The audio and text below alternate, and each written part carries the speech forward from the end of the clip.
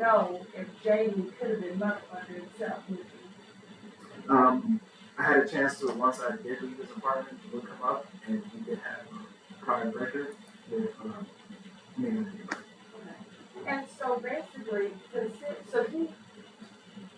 you could have gone or tried to, based on the fact that Martin showed your crime committed around with an adult that possibly arrested her. You could have probably got a search for an arrest warrant for that particular media. Is that correct? From my understanding, no, Martin never disclosed saying that anything happened inside of that. So Marvin can tell you that she had sex with motherfucker at his house? Not that I remember from her. Okay.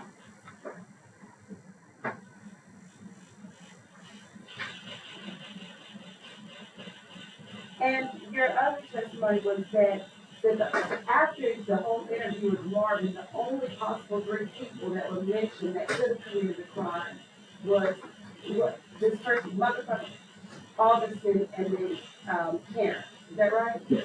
Okay.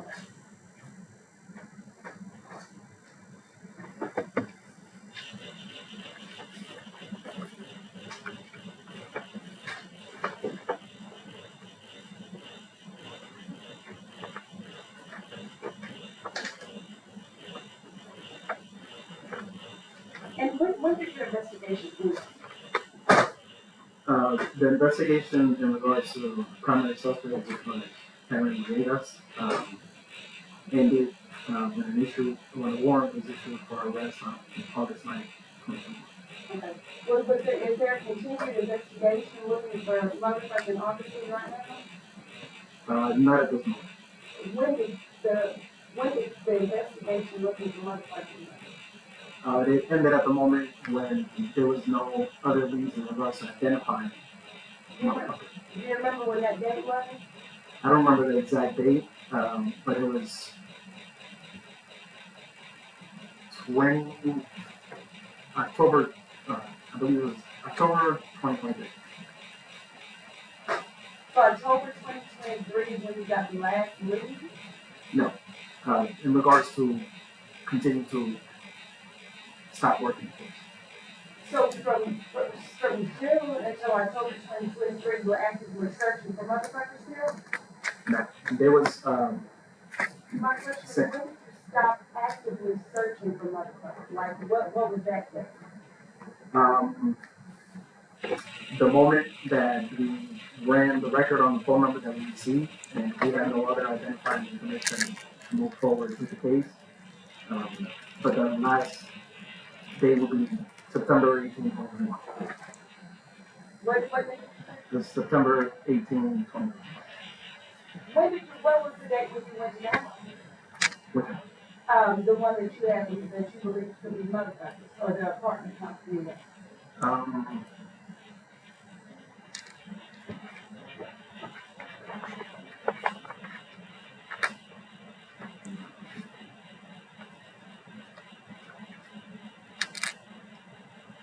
I can't recall exactly. So do you know about how long after, because you did the forensic interview, I believe it was June 21st, well it was, June 21st of 2021. How long after that did you start looking for motherfuckers? After we gathered all the information from the other forensic interviews, it was towards the middle of that month. I mean, sorry. Like middle of July? I don't recall exactly. Okay. But you believe that you visited that apartment unit also in the middle of July? Or in the summertime?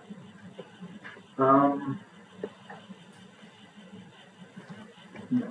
I'm trying to get at how much time you let pass from when, well, let me ask you this. Do you recall when Laura provided you that information of where motherfucker possibly stayed?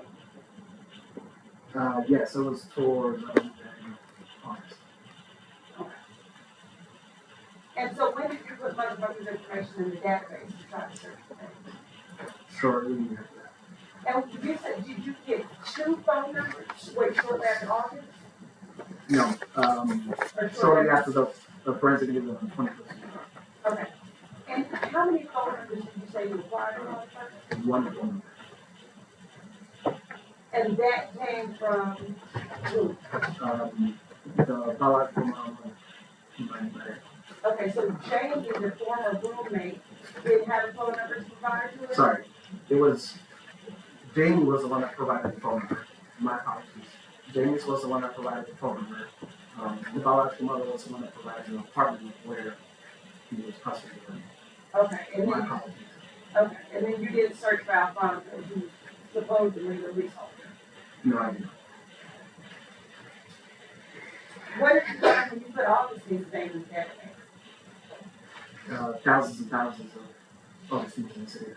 Do you not follow up with the alleged victims to see if they possibly have any other clues to help lead you to suspects?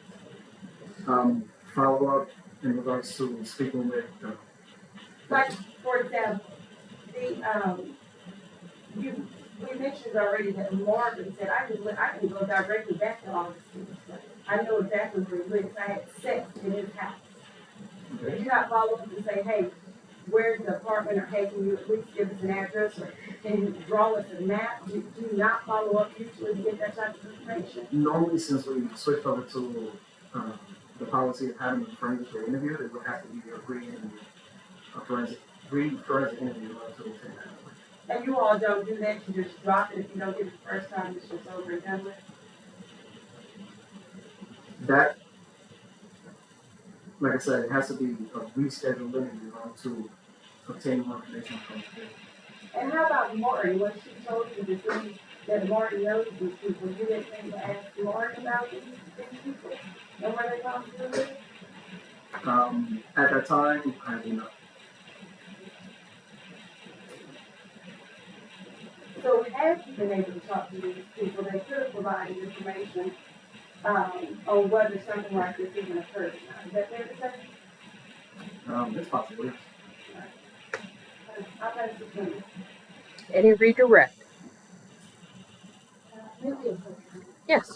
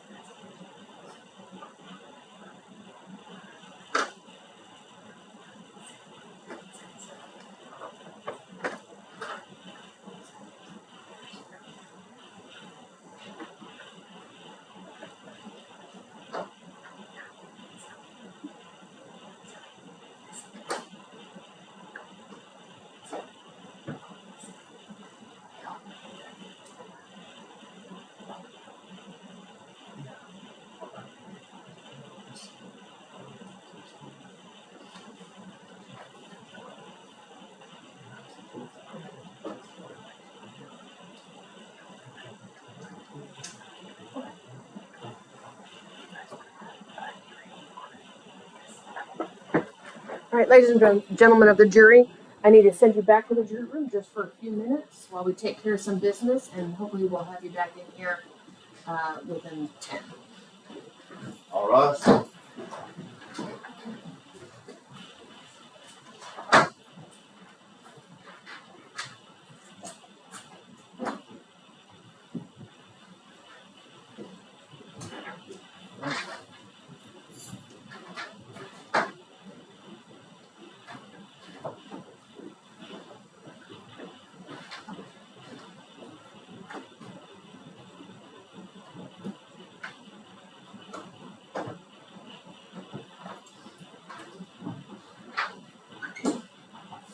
All right, you may be seated. All right, while we were at sidebar, the prosecutors believe the door has been opened with regard to Carla, what is her last name? Gayona's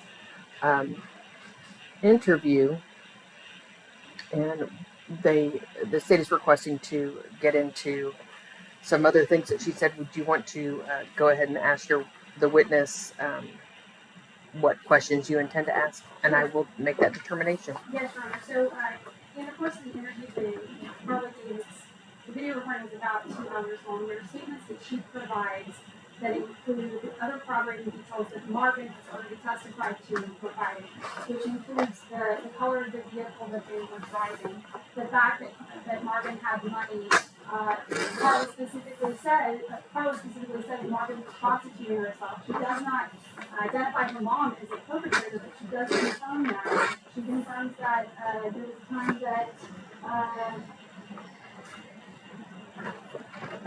there was a time that she confirms the incident with Elizabeth Columbia where the defendant and Carla left the home on Hudson, which she describes the house on the corner, which we know from the map that this particular house sits at Hudson and Denley, that they went to the store while a man was there with Marvin. There are other details included.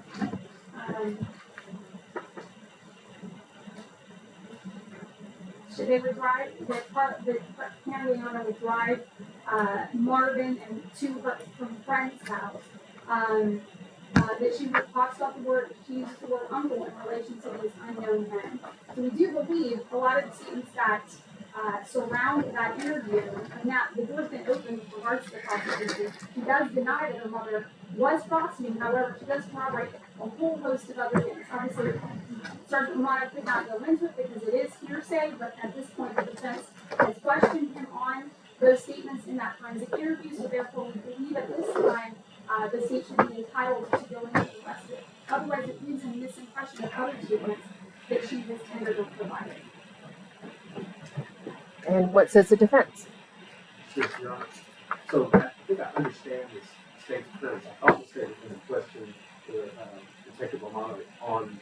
I thought we were kind of prefacing what his questions and answers might be. Yes. It sounds like it's more of a problem.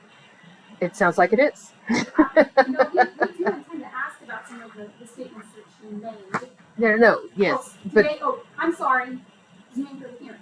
I got you. Sorry, apologize. Yes.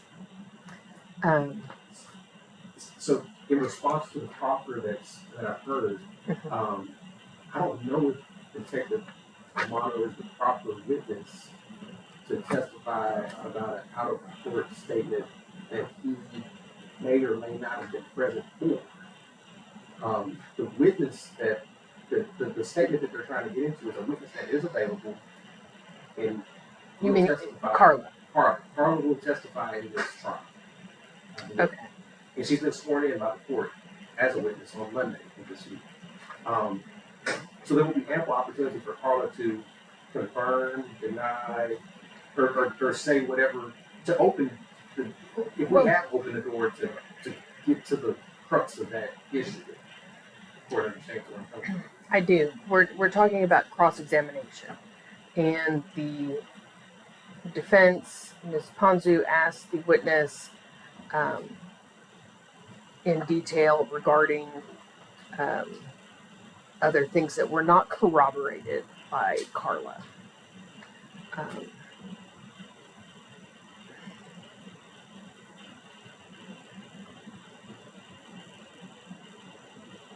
So you have an objection to this witness talking about or testifying to those items in the laundry list that the state proffered that were corroborating the victim? Yes. Okay. And your objection is One objection is improper predicate, because I don't believe this witness is the proper witness to offer some conflicting statement that Well, but you all asked him about it, and he was proper at that point on cross-examination. Correct, Your Honor. And I would say, since he's the lead detective in this case, I mean, he's going to be Yeah. the proper witness to ask almost any question about. Right. I mean, the question wasn't what she said. The question was there corroboration? They asked about it on direct. You countered based on that with, but she also said she didn't corroborate the actual thing, the actual offense. And now the state wants to simply have the witness testify to the other things that were corroborated. And I believe what my co-counsel is saying is in addition to the testimony that he may or may not give, but I don't know exactly what this detective knows. Which I think he's testified to what he knows and doesn't know to some degree. But it would open the door to additional context that has been limited out in regards to Carla's statement, because Carla also has knowledge of Marvin's other sexual activities that, and again, because I think, if I understand correctly or remember correctly, Carla's interview, her forensic interview was about 2 hours long. Mm-hmm. And I don't know if the state is just trying to proffer testimony from him related to that, or if the state is intending to try to. Well, what do you mean by other sexual activities? Do you mean the fact that what? She may or may not have been a prostitute. Well, we do believe that is relevant because Carla says her mom said that she was prostituting. Carla makes those statements in the forensic interview. Okay. So she's saying, Mom, Ms. Gayona, told Carla that our Marvin was prostituting. Okay. So we do believe that is an element that we have to prove that she was in fact prostituting. That does.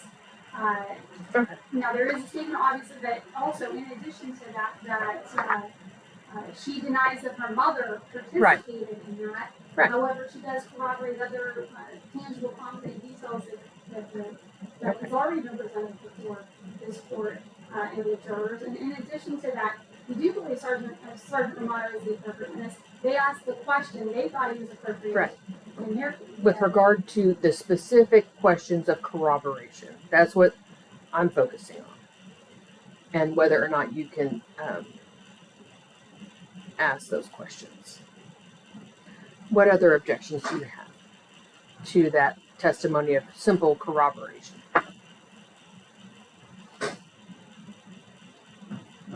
I guess outside of the hearsay objection and the improper predicate, him being the proper witness with personal knowledge, and I guess the state says yes, they're going to prove prostitution as part of it. However, there's other acts of prostitution that have not been mentioned before this jury, which the court has limited out specifically. That I believe, if he testifies to it, to these other, to the corroboration piece. If he testifies to it, I believe it's also going to open the door to those other extraneous acts that Marvin has done that Carla knows about. If that makes sense to Your Honor. I mean, the nexus there, I don't think, let me respond to that. I don't think that there's been. Well, that's whether or not the door has been open, whether or not the door gets open to something else. That's a hearing for another time. What we're focusing on now is, and if they want to swing the door wide open on anything, they can do it. I'm not going to. You know. But with regard to simply asking the detective, what else did you believe Carla corroborated during her interview with you? Or during her interview.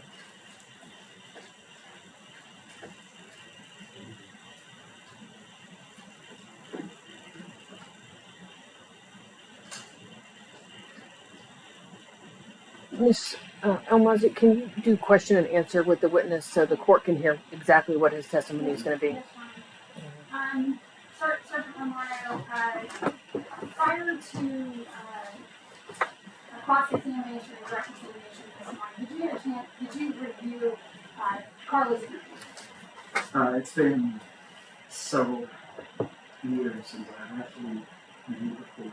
Now, during lunch, did you have an opportunity to review at least some of the interview? I was able to look at some notes for the interview and just a very small portion, And the interview, you know, is about 2 hours long, give or take. over 2 hours. Okay. And were you able to observe and hear the statements that Carla provided to the forensic interview? Some say Yeah, I'm sorry to cut you off, but at least some of the interview. yes. And just to clarify, you were present for the forensic interview in another room while that was happening with Carla. Is that correct? Yes. Is that what you testified to earlier? Yes. Okay, so you do have personal knowledge as far as like what was going on with you in another room. Yes. Now, do you have this interview memorized word for word? I do not. Okay, and is it common practice when we're doing direct examination? Is it common practice for us to ask you about the contents of the interview? Are you aware that that is? Ms. Olsen, can we get right to the point of corroboration? So Sergeant Romano, when it came to in the interview, were you able to identify? Was she able to identify where they were residing in terms of the Hudson location, part specifically? She described where the location was a corner house. Yeah, it's Hudson back on the corner of Bentley and Hudson. Yes. Just house at 1655. Was she able to articulate whether or not Marvin had come back with money? She did. Did she articulate whether or not Marvin was? Was she able to articulate anything about Marvin cutting herself or hurting herself? Not that I remember from short view that I saw. Was she able to articulate anything about the color of the vehicle? You mentioned the color of the vehicle. Yes, from what I recently learned. What color was that? It was a red vehicle. Was she able to articulate that whether or not was she able to identify an incident where she and her mother left the home? Yes. And did she say who remained in the home? Yes. Who stayed in the home? She said Marvin. And was anyone with Marvin when? Yes. She said there was somebody that stayed there. Was she? And where did she say that she and her mother went? I believe they mentioned going to a store. Was she able to identify whether or not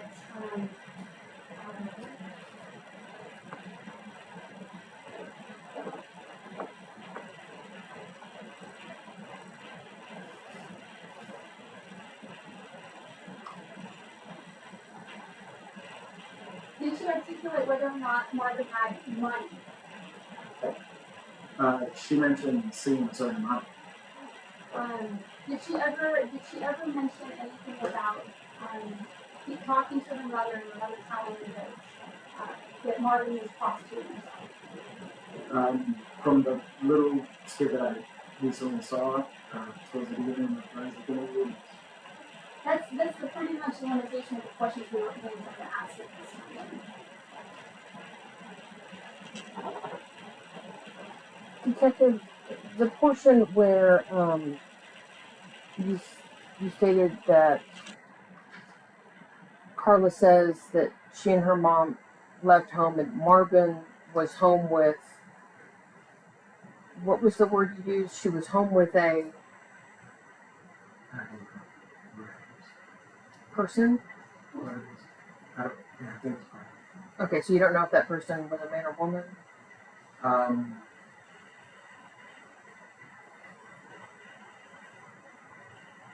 I don't recall the word man used. Okay. Just from what I remember. That Marvin was left home alone, I guess, or with someone? Was Okay. Can I ask another question? Sure. Do you recall Carla referring to these men as Marvin's uncles? yes. So is that what Carla said in the interview? Is an uncle? Not for that specific one, Okay. but it was I'm sorry, what? a person. She said a person. No. I'm saying person. I Okay. don't remember the exact wording as to what the Okay. child said. And you can't recall if it was uncle or not. Okay. All right.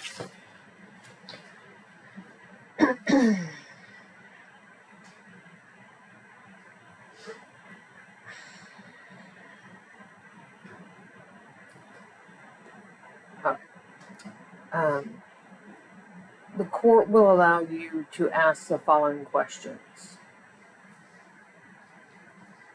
Did Cart, after the interview with Carla, was there corroboration for certain things? Did she corroborate where they lived?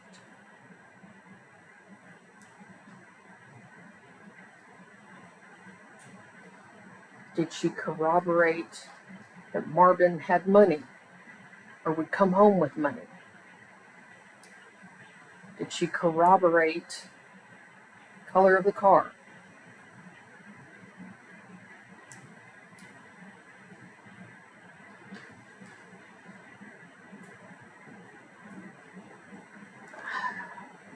And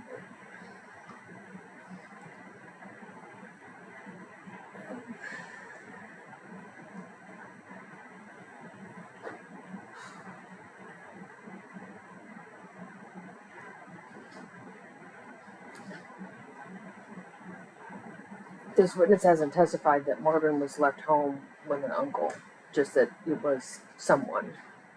I understand that, Judge, but that does corroborate other testimony that was provided by Mulder in her direct examination of cross. All right, then I will allow you to question the witness, and did the interview with Carla corroborate that Marvin was left home with someone?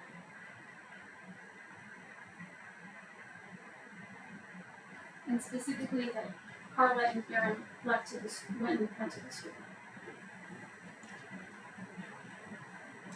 So I want to make sure we're in the confines of the report.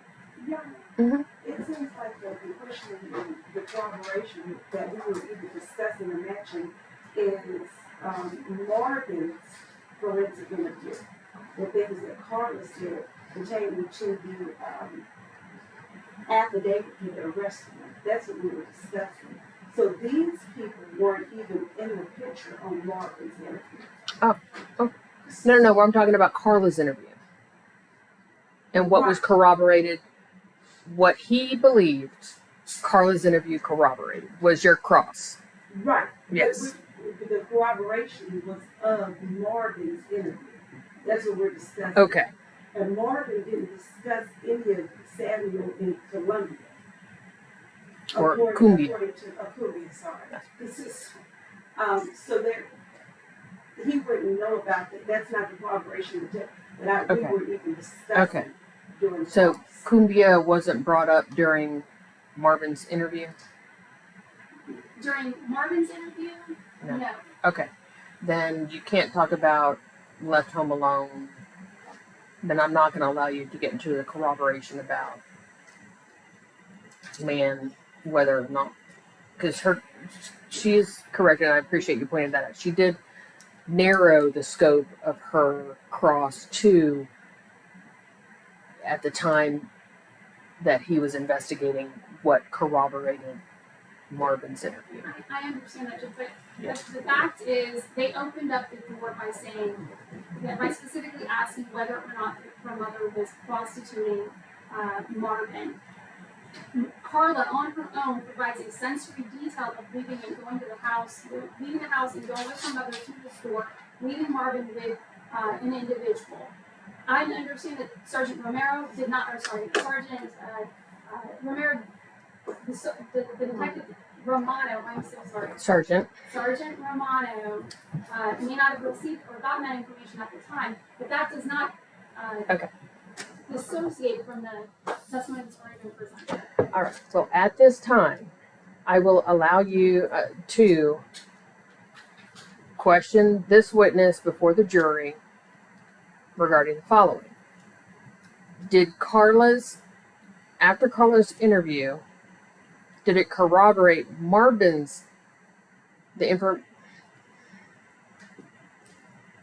did it corroborate what you knew at the time regarding where they lived? That Marvin came back with money. That the color of the car was red. And that Marvin was prostituting herself.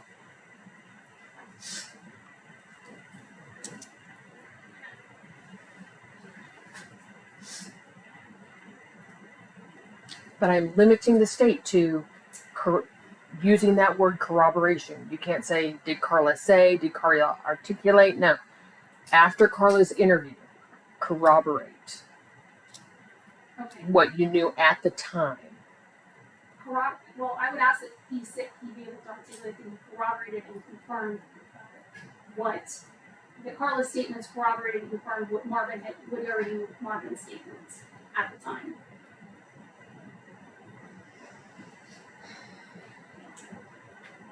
And I want you to phrase it as the complaints that Marvin.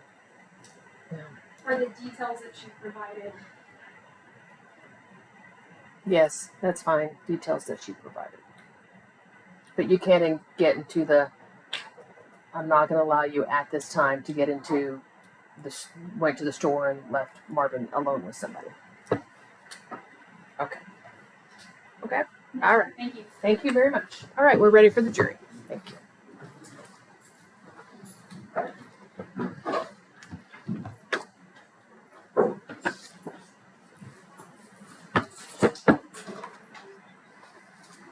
I bet y'all interns didn't know that words mattered so much.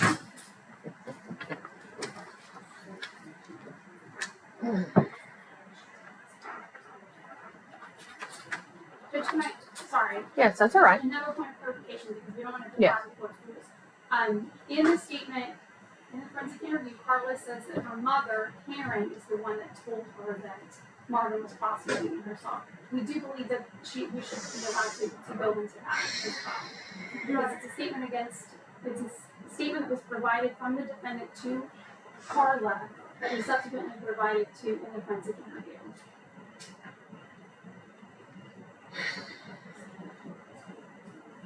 Yeah, and to say that she was prostituting herself is a misleading statement because that statement came from the defendant to Carla. Hold on, we're not quite ready yet. Carla got that information from her mother.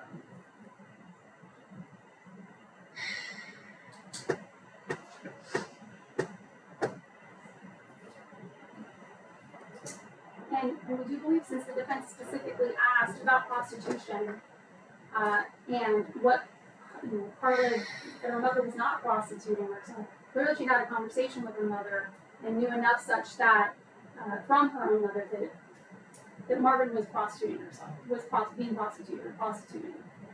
You understand? Yes. What I think is going to happen is that they're going to open the door so that the jurors are not misled. And I don't know if they're forgetting, but in that interview, Carla particularly says, I'm the one who told my mom that she was prostituting herself, and that's why she had to get out. That's why my mom made her leave. So if they do that, then we're going to have to end up putting on that evidence.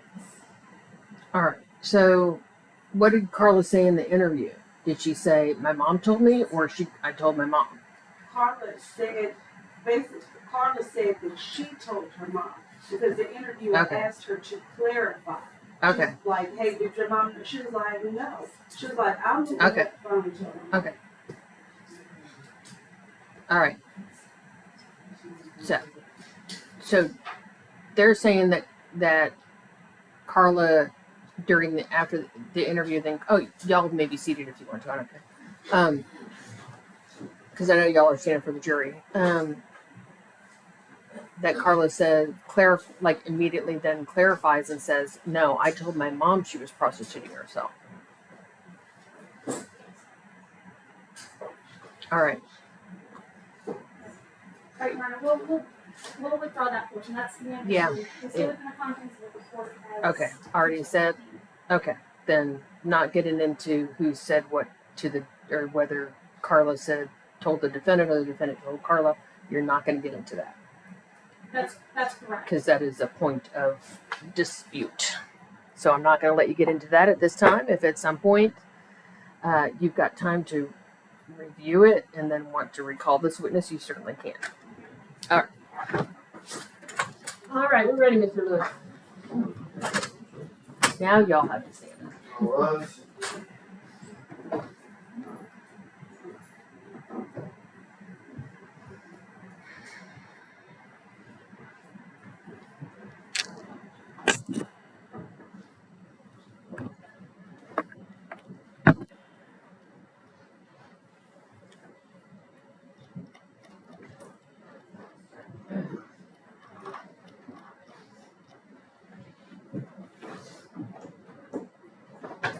All right, you may be seated. All right, Miss Almazi, or I'm sorry, Miss Bradford. I forget who was doing the questioning, but state has the witness on redirect. Thank you, Miss Bradford. Sergeant Romano, after Carla's interview, were you able to corroborate certain information from Marvin's interview? Yes. And were you able to corroborate the floor of the vehicle? Yes.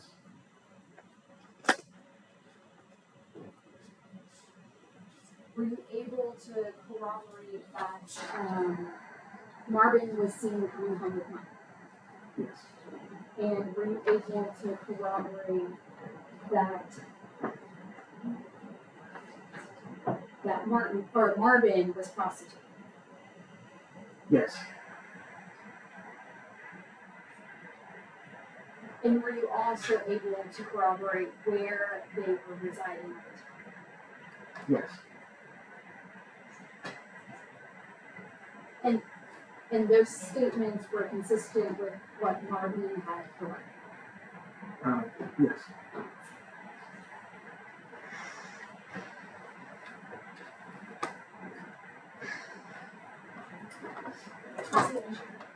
Any cross. May this witness be finally excused, or will he be in reserve? Subject to recall. All right, thank you, Sergeant. You're free to leave and go about your business, but if you could just make sure the prosecutors have your cell phone number so that if we need you to come back, you can come back. Thank you, sir.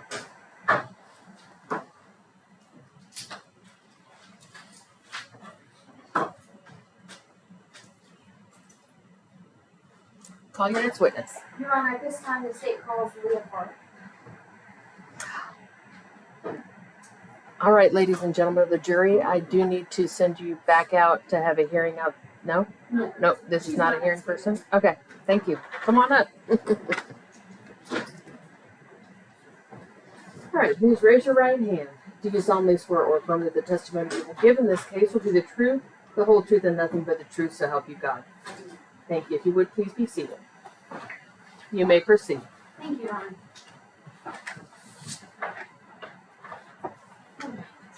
Good afternoon, Ms. Farmer. Would you please spell your first and last name? Sure, my name is Leah Farda, L-E-A-H, last name Farda, as in farmer, A-R-D as in dog, A. And can you tell the jury what your current name is? Currently, I'm a middle school counselor in Carrollton Farmers Branch. How long, well, first, what does it take to become a counselor? So I have to have a degree, I have to have 2 years of teaching experience at least, and then I have to get a master's degree in education with a specialty in school counseling. So you said you had a lot of experience as a teacher? Mm-hmm. Do you have a teaching certificate as well? I do. I have a teaching degree, I have a teaching certification, and I teach math. I taught math, but I'm also certified in health and PE. I taught for 20 years before becoming a school counselor. And have you worked at any other schools prior to when you currently? As far as a school counselor, I've been at my position now for 3 years, and I was at Trinity Basin for 2 years before that. And then I was in April for 10 years before that, but a school counselor there for 2. And you mentioned Trinity Basin. When were you at school counselor at Trinity Basin? I was hired in August of 2020, and I was there through June of 2022. And what was your role there as a counselor? Who did you counsel? It changed over the 2 years. For the first year, I was hired to be the 6th and 8th grade school counselor. They have 5th through 8th there. I split it with another counselor, and I worked with the 6th graders and the 8th graders. And what would you, how was it broken up? By alphabet? It was broken up by grade level. The other school counselor worked with 5th and 7th graders, and I worked with 6th and 8th. And what did you do for the 8th? 8th graders specifically, I mean, we did social emotional learning, we did academic counseling. Our school ended after 8th grade, so every one of our 8th graders had to choose a high school. So I worked with them to choose high schools, pick a program of study because we were in Dallas. They generally chose Dallas ISD schools, and there's lots of opportunities for early college high school, PTECs, and things like that. So we really get into talking about what they want to do with their futures. And is Trinity Basin, is that a public school? Or? It's a public charter. Yes, ma'am. And while you were there, did you have the opportunity to come in contact with a student by the name of Jeffrey Perez? Yes, I did. What about a student by the name of Marby and Raleigh? Yes, I did. Both of them. Let's first start off with your interactions with Jeffrey. How often would you say you interacted with him? I would say probably a few times a month. I interacted with him multiple times over the school year. And what kind of, let me back for a second. As a counselor, did you meet with all of the students regularly, or was it they come to you and you would talk to them? As a school counselor, one of the things that I do is, programs, guidance lessons, and so I would meet with all students in a classroom environment. Once every grading period or so, I would go in and do guidance lessons on bullying, suicide prevention, things like that. Because I was the 8th grade counselor as well, I also met with each 8th grader at least once, talking to them about their futures. And then other than those programs, then students would request to see me, or teachers would say, hey, there's behavior problems, can you check in with this kid? Or so-and-so, mentioned something, can you check in on the student? So then it becomes outside of those programs, then it's kind of case-by-case basis. Okay, so can you help us understand how you ended up spending, it seems, more time with Jeffrey than you normally would with any other student? I spent quite a bit of time with Jeffrey. He, at that point, as a 6th grader, was struggling a lot with his identity and how he fit in with the world and, what he wanted to do with his life.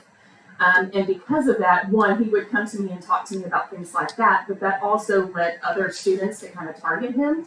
I'm not going to say bully, but other students would pick on him or make fun of him, and then he would get upset. And so we talked a lot about self-esteem. We talked about, coping strategies. We talked about not necessarily how to defend himself, but how to protect himself, not physically, obviously, but more of a coping strategy kind of a thing. And then we just talked about, his life and what he wanted to do with it. As part of your role as a counselor, do you ever engage with teachers of the students that come to see you to kind of get an insight on what they're like in class and see if you have the ability to kind of help them in class? Yes, ma'am. Sometimes I can go into classrooms and just observe. If a teacher calls me and asks me to go in and observe in a classroom, that did not happen in this case. But some of the teachers would speak to me and ask questions about how to help Jeffrey participate or be successful in the classroom. Because like I said, he was kind of struggling emotionally and how to fit in and what he wanted to do with his future. And so that led to some behavior problems as well, maybe acting out, maybe shutting down, not wanting to do his assignments, or maybe not knowing how to complete the assignments. Because sometimes you look at a student and you don't know if it's because they can't or they don't want to, and you've got to kind of figure out the difference. And so, yes, I would communicate with the teachers as well based on what they would see, and they would ask for my support. And so your time with Jeffrey, was it his entire, was he in sixth grade at the time? Yes. And so was it throughout the entire school year that Yes. you had interactions with him? Yes, ma'am. Over that span of time, how would you say your relationship with him developed? I would say that I got to know him early on because he would spend time in my office. I was a safe space. My office was a safe space. I tell the kids that even if you don't want to talk to me, my office is a safe place. Even if you just need to come down, decompress, process. And so we developed a relationship pretty early on, and then it just kind of continued. Did he confide in you about things he was going on at school, but also things maybe at home? Yes, ma'am. In the spring, he started alluding to some things that might have been happening at home. He didn't get into any detail until later on that semester, but he would get really quiet. He would get, you could tell that he was starting to feel emotional, but he would tell me that he wasn't ready to talk about what was happening at home. It wasn't until I think it was end of May that he started hinting around that he was starting to kind of feel comfortable around me and that he might be willing to open up about what he was seeing or what was happening at home. And so in June, that's when he opened up to me. And without going into the specifics of what he told you, after that conversation that he confided something into you, do you know what a mandatory reporter is? Yes, as an educator, anybody in the state of Texas that works in the school, we're all mandatory reporters. I tell my students what happens in my office stays in my office as long as I know that you're safe, I know that the people around you are safe. If I hear anything that I feel like you are in danger or somebody in your household is in danger or maybe you are putting somebody in danger, I am mandated by the state of Texas to report to authorities to somebody. And so mandatory reporter means I'm mandated by law. I can lose my license if I don't report. And is that both your teacher and counselor license? Yes.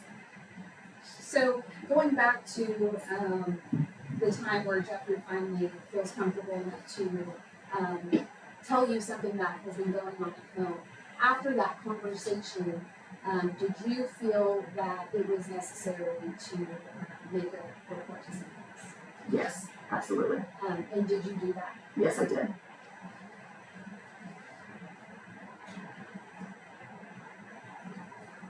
Now I want to move on to your interactions with Mark. Did you have the same amount did you spend the same amount of time with Marvin as you did Jeffrey? I spent a lot of time with Marvin, but I wouldn't say as much time as with Jeffrey. But because she was an 8th grader, we did have intentional conversations about her future. But also she was experiencing some emotional, she would shut down in the classroom, like completely shut down, like hair in her face. It almost looked like she was closing in on herself a lot of times. And so teachers would request for me to come and have her sit in my office. And so we did spend quite a bit of time.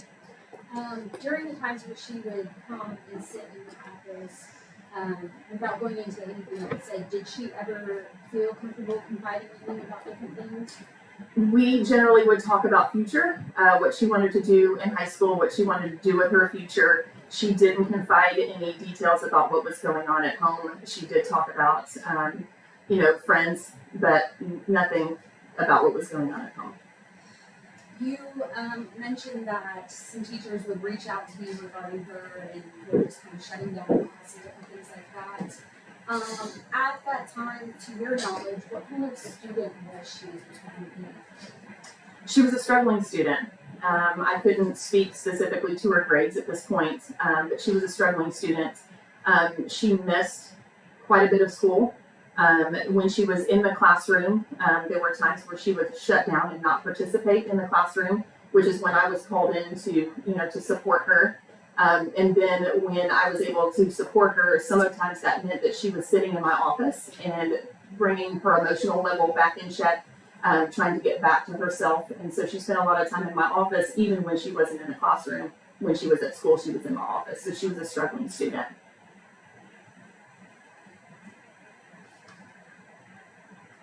Okay. Was there ever a time where that, to your knowledge, where she ended up getting in trouble in school? Yes.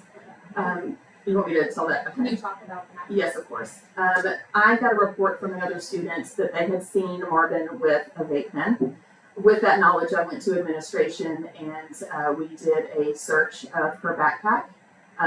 Me saying we was not me. That's an administrator and our security officer. They had me in there as a support system for her. That's standard in our campus. That anytime there was a search, the counselor was involved as a safe person, as an advocate for her. And they found a lighter and what was a little baggie of something, and she stated that those were marijuana seeds in her bag. So after the search of her bag and the lighter and the marijuana seeds being found, what was school protocol? School protocol at that point was any type of drug or drug paraphernalia. I would say it's a mandatory expulsion. It's a charter school, so we operated under different, protocol than a public school would be. And so because she got educational supports in the classroom, we had to have a meeting to see if that behavior or what they found was based on her disability at the time. They deemed it was not part of her disability, and so then she was expelled from school, and that happened in May of 2021.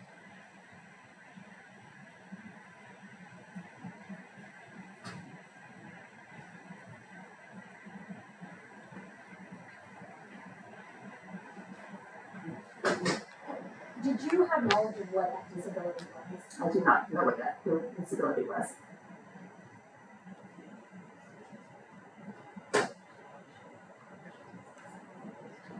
And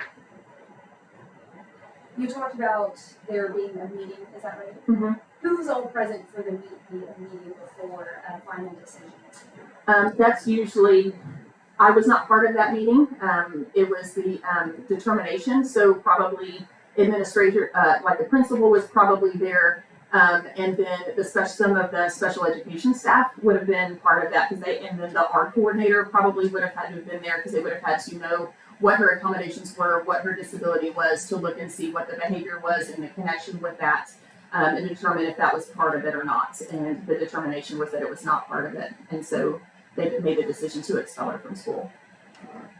And just for clarification, when you say expelled from school, what was that? Indefinitely, or is that just 1 year, or? She's not allowed back in the program. Ever again? Correct. Well, it's also, she was an 8th grader and our school stopped at 8th grade. So if she had finished out the school year, she wouldn't have been coming back anyway. So technically in our program, she's not allowed back in Trinity Basin at all.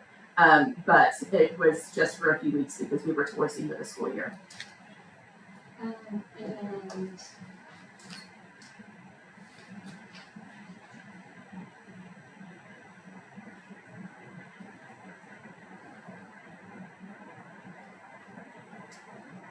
when she was expelled, was that before or, well, do you recall the date that she was found in the United States? It was the first week in May, I believe, May 7th-ish. It was that first week in May. Do you recall if you had had that conversation with Jeffrey before that or after? The conversation with Jeffrey was after. Okay. The conversation with Jeffrey, I believe, happened on June 1st, 2021. Okay, and then was she already expelled by the time you had that conversation with her? Yes, she had already been expelled. She was expelled probably the first week in May, and I didn't have a conversation with Jeffrey where he finally confided in me what was happening at home until June 1st.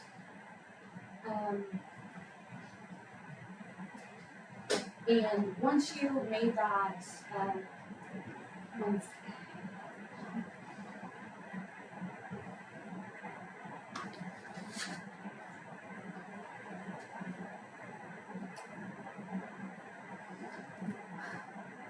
did you ever make another CPS report regarding this? I did. I made another report on this family. Probably it was earlier in the spring, maybe May, right around there. And what were your concerns at that time? At that point, I was concerned because I had been told that Marvin was not going home.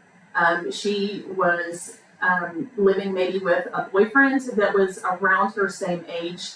I wasn't sure of what the living situation was, whether the boyfriend was living on his own or if he was living with family. But when I had called with concerns, when I had called home with concerns of not knowing where she was, I made the report that I wasn't sure where she was, and I wasn't sure if the family knew where she was, and so I was concerned that I didn't know who was taking care of her and who was providing for her. So that report was more along the lines of potential neglect. And so is it fair to say you'd rather be safe than sorry? Of course, we're told when we are hired as educators that it's not our job to investigate. It's not our job to find the facts. As a matter of fact, asking a lot of questions if there is something going on at home, can actually re-traumatize the student. And so we're told if we hear something that is concerning, it's better to go ahead and make the report, because at that point, then the authorities can do the investigation and find out because they're trained for it. So we hear something, we say something, and that's pretty much what it comes down to.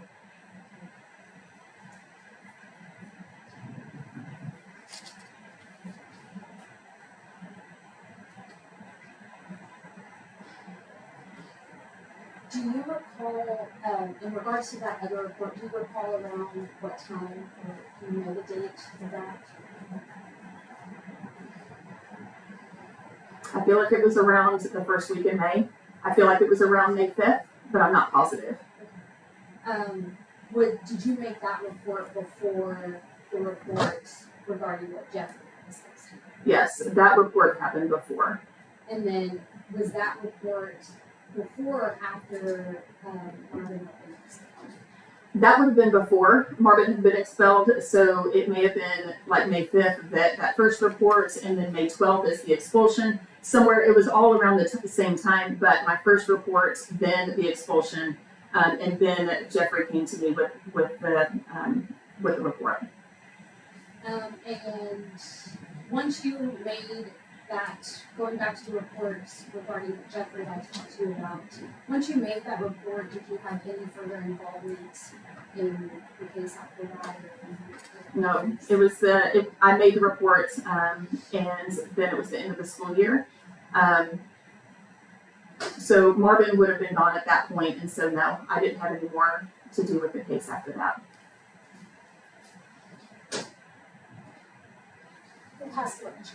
Cross-examination. Hello. How are you doing today? I'm doing all right. I'm glad to hear that. My name is Mary from Zoo. I just wanted to go over a few things with you. With Jeffrey, you said you would see, did you say multiple times per month? I would say a couple of times a month, yes. Okay. And is that consistent, like every month, is what you're saying? I mean, I don't have any counseling records, but I feel like I saw him multiple times through the school year, and so on average, so there may have been better months than others, but it was on average a couple times a month. Okay, and would you see him more than like other students that were there? Yes. Okay, was he the one that you saw the most by chance? I would say if he wasn't the most, he was pretty close to the most, yes. Okay. I saw him a lot. And you said that he started letting you know that there was family issues in the spring. Mhm. Is that right? Mhm. Right around March time? March, April, somewhere in there. It was 4 years ago, and so I've seen a lot of kids in a lot of cases since then, but it was in the spring. Okay. Mhm. And was your understanding that he was living with his mother? When I would call home, I was calling mom.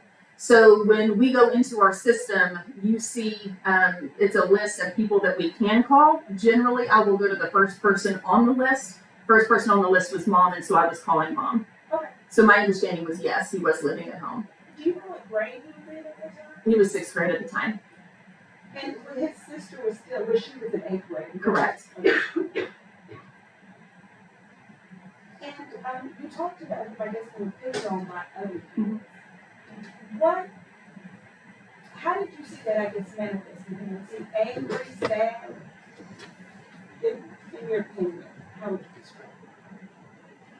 I saw him as an individual who was trying to figure out who he was. And so when people would pick on him, he would get angry. And never to the point that he was lashing out or violent, but he was angry and didn't quite understand why other people were picking on him. But overall, I saw him as just trying to identify himself. That speaks to a lot of middle schoolers, honestly. But he was, you could tell he was struggling with who he was. What did anger look like coming from Jeffrey from your observation? Mm-hmm. Anger would look like clenched fists. It would look like he also would shut down. He would just, like I said, clenched fist. His body would kind of curve in on itself, and he would get angry. He might, yell, or he might, lash out at somebody. But from my knowledge, what I remember, he wasn't physically violent. He wasn't like hitting or fighting. It was more of a verbal or like he was shutting down. And when he lash out at somebody, was it usually people who had maybe hit them, who had done something, or could it have just been a random? It was usually directed at the person that was picking on him.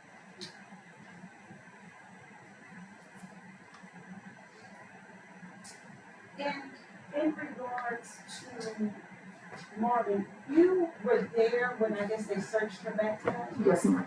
What other participation were you there for when it came to this Marvin and being expelled? I was just, so what happened is I got the report from another student that she had been seen with the vape. I notified our administrative team and they called her in. I sat as her advocate in the principal's office when they were searching her bag. Then Marvin came over and sat in my office while the administrative team called parents and, did whatever they needed to do. Marvin sat with me for the remainder of the day until parents could come pick her up. At that point, she, like I said, she was, she would shut down. She wouldn't lash out. She wouldn't get angry as much. She just literally would just close in on herself and just become very quiet. And when you talked about how she just looked like she was to herself and shut down, did it ever seem to you like she was under the influence of anything? I never saw anything like that. Okay.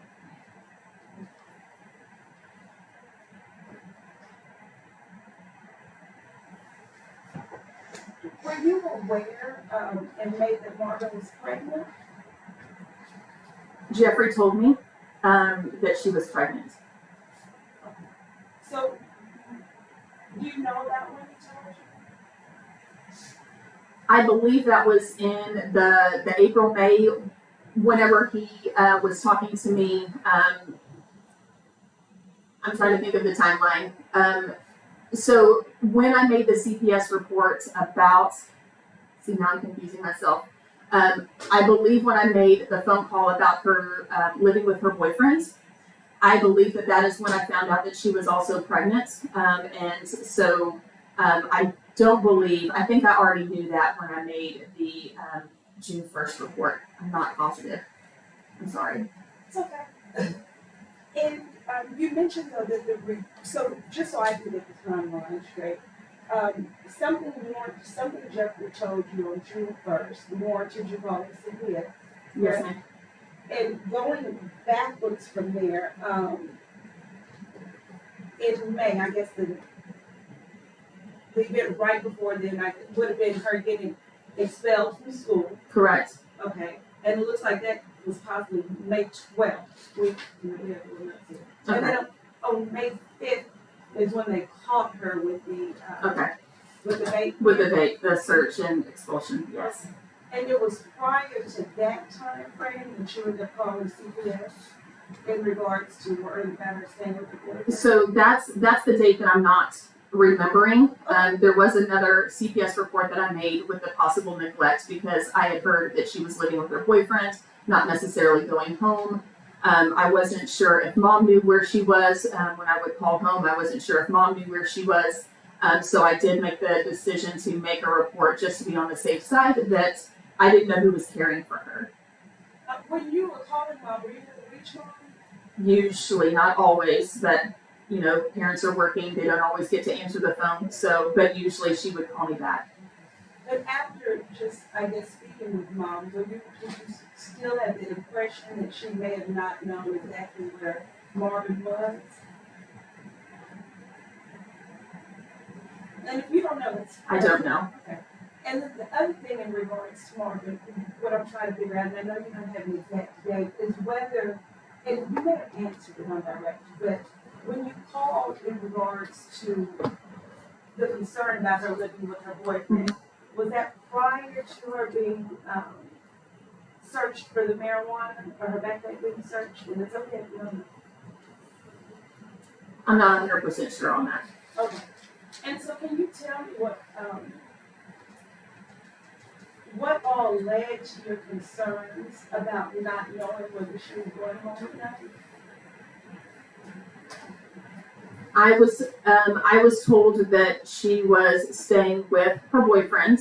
I wasn't sure if her boyfriend had adults at home or if the boyfriend was somehow living on his own. I wasn't sure if anybody knew where she was. So I wasn't sure if she was being taken care of at home. I was just developing this 1-year relationship with this family, and all I can go off of is what they tell me, which is kind of pieces, and I'm putting things together. So at that point, I decided I wasn't sure who was or if anyone was providing for her, and so I made the CPS report for neglect. And usually CPS reports those are kept anonymous. Is that right? As far as the reporter, if you know. I believe that when I do a CPS report, my name is listed on there. I have to put in my credentials to do the CPS reports, but that's not released to families or anybody else, and so like my name is left off of it. But I do put my name in there in case, well, to file the CPS report, like who is making the CPS report? Well, how do I know the student, that relationship? And so that's put in there, but it's not released to anybody else to my knowledge. Did CPS ever follow up with you in regards to that? I don't remember exactly. Generally speaking, CPS will follow up. They'll call if they have any other questions, but I can't speak to specifically with this incident. And with this incident, her parents would have been most likely the person for the negligence. They would have reached out to family, because if I'm saying neglect, they're going to reach out to family to investigate neglect. Usually. And did you ever get an understanding of who her boyfriend was at the time? No. So you didn't know whether he was going to that school or not? I was not led to believe he was one of our students. No, I never saw her with anybody on our campus. I was not led to believe it was one of our students. It was somebody outside of TVP, Trinity Basin. And with the knowledge that you were gaining, did you have any reason to believe that person was the child's father? I do not know who the father was, and I was not led to believe that they knew who the father was. But I do not know who the father was. No. Thank you so much for your No problem. Any redirect? No. May this witness be finally excused. Yes. All right, thank you for being here today, ma'am. Please watch your step getting down from the witness stand, and you are free to leave and go about your business. Thank you. Call your next witness. Your Honor, at this time, we ask the court to take judicial notice of the return date of the indictment as June 6th of 2022. And with that, Yes. Hold on. All right, the court does take judicial notice that the return on the date of the indictment is June 6th of 2022. All right. And is this... all right, ladies and gentlemen of the jury, I need to send you back to the jury room, hopefully for probably about 20 minutes. Okay, we're at recess. Well, you all are at recess.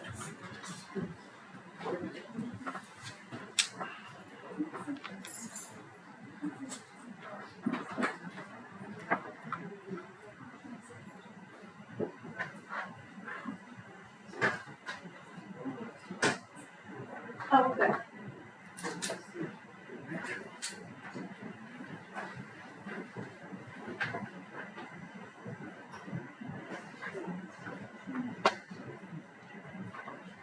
He does not. All right, if you may be seated, if you could call your expert. Just to save time so that they're not having to back and forth, we're gonna do Ms. Dotson first. We do have the technical training, so if it's an old report to do both, 702, 705, you know, within this hearing. All right. I'm gonna just, I'm gonna call all of Dotson. Okay.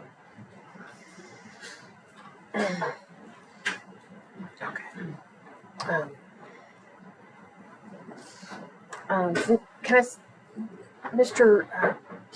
If I could ask the defense, did you get, because Augustine has not shown up today? He did.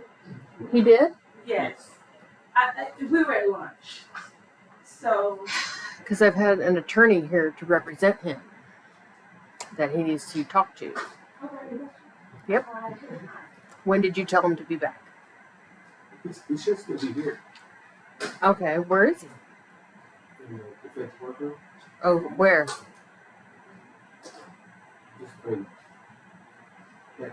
Bring across the road. Across the hall? He's in the defense workroom there? Yes. Okay, all right. Ms. Sanchez, if you could go and let him know that the court has appointed him an attorney if he needs one. Thank you.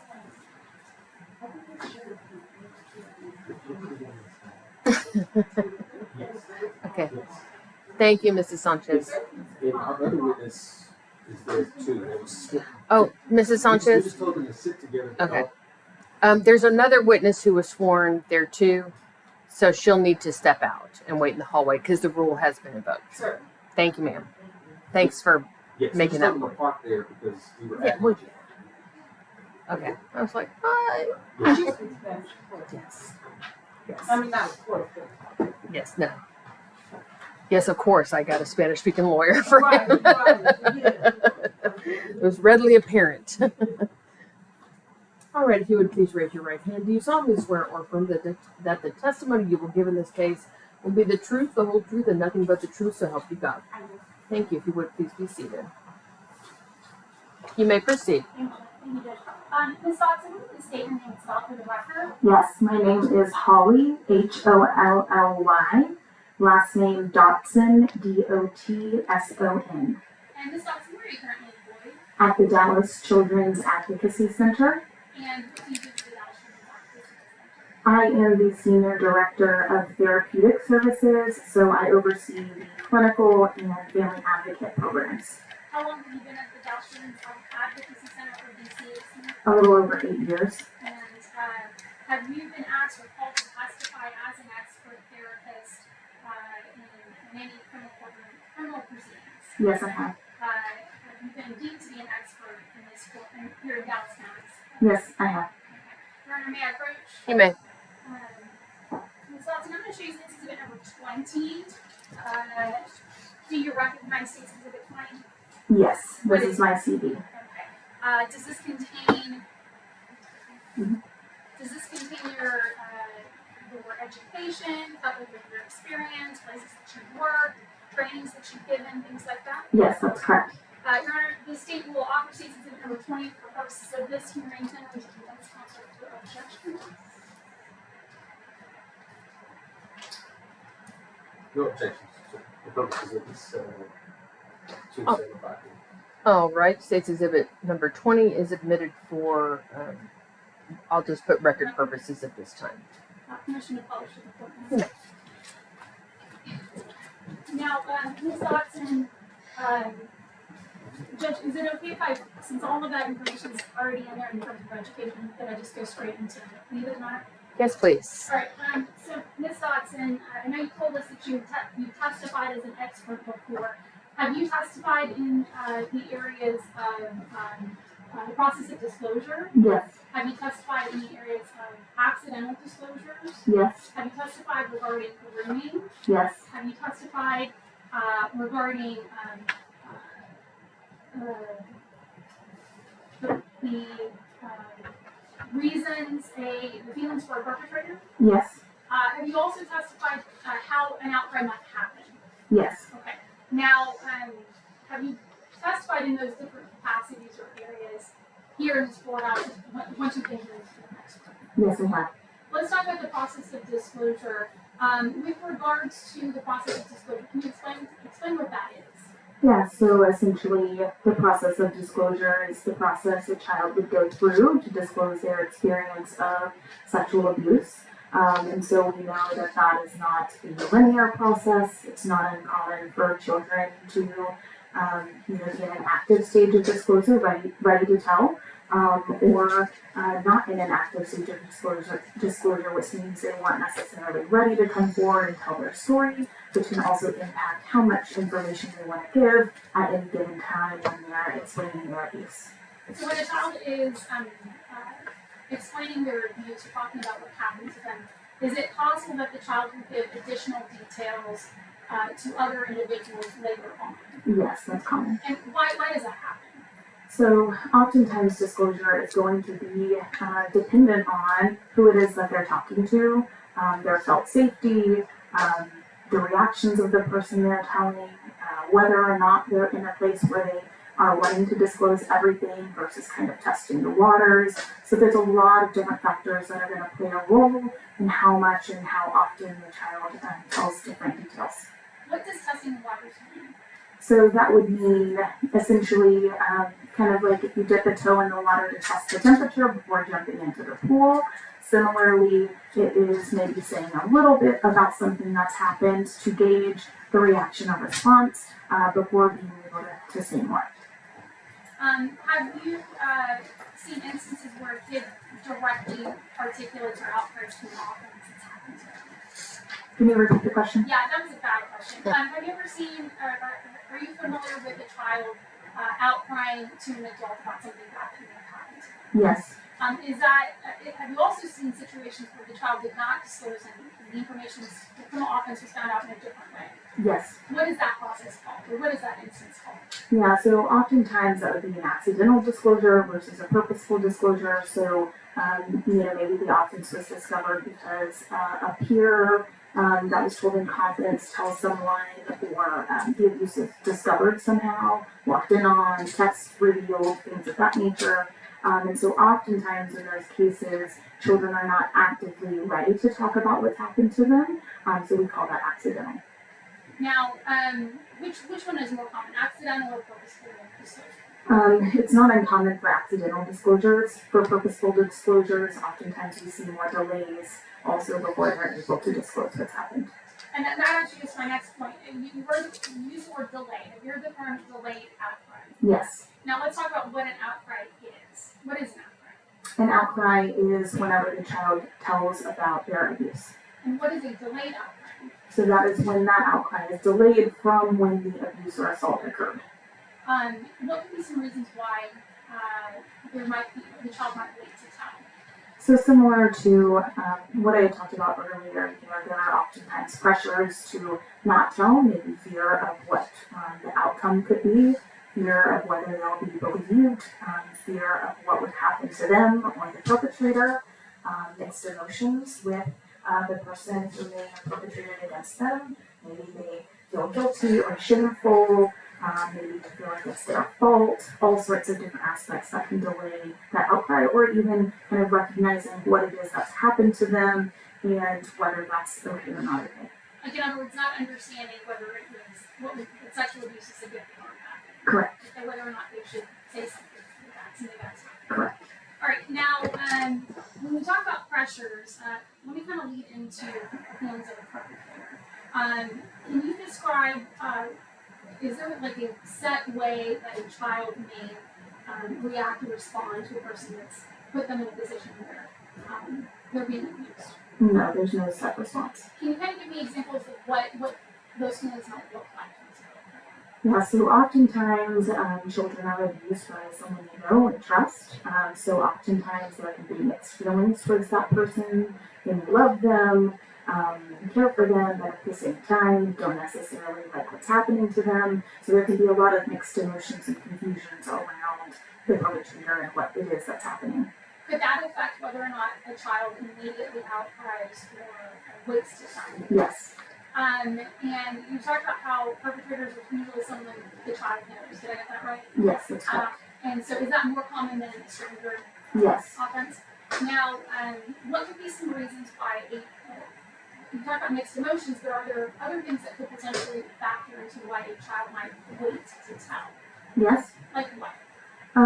Other factors might be, so again, fear or threat to what could happen, fear of someone hurting them or someone that they love, fear of outcome to them or the perpetrator or the family, different things like that. And so when you say outcome to them, you're referring to the child. Correct. Or outcome to what can happen to the family. Correct. And so could that be financial reasons? For instance, if the perpetrator is arrested or sent to is held accountable for that offense, there might be issues in the home in terms of maybe living in their home or food on the table, things like that. That could be one of the reasons. And that could be a reason why a child may wait to tell.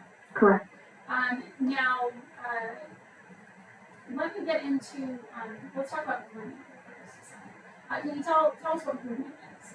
So essentially grooming is the process of gaining access to a child, minimizing the likelihood that they're going to disclose or that someone would believe the abuse. So utilizing force or coercion or relationship to abuse the child in some way.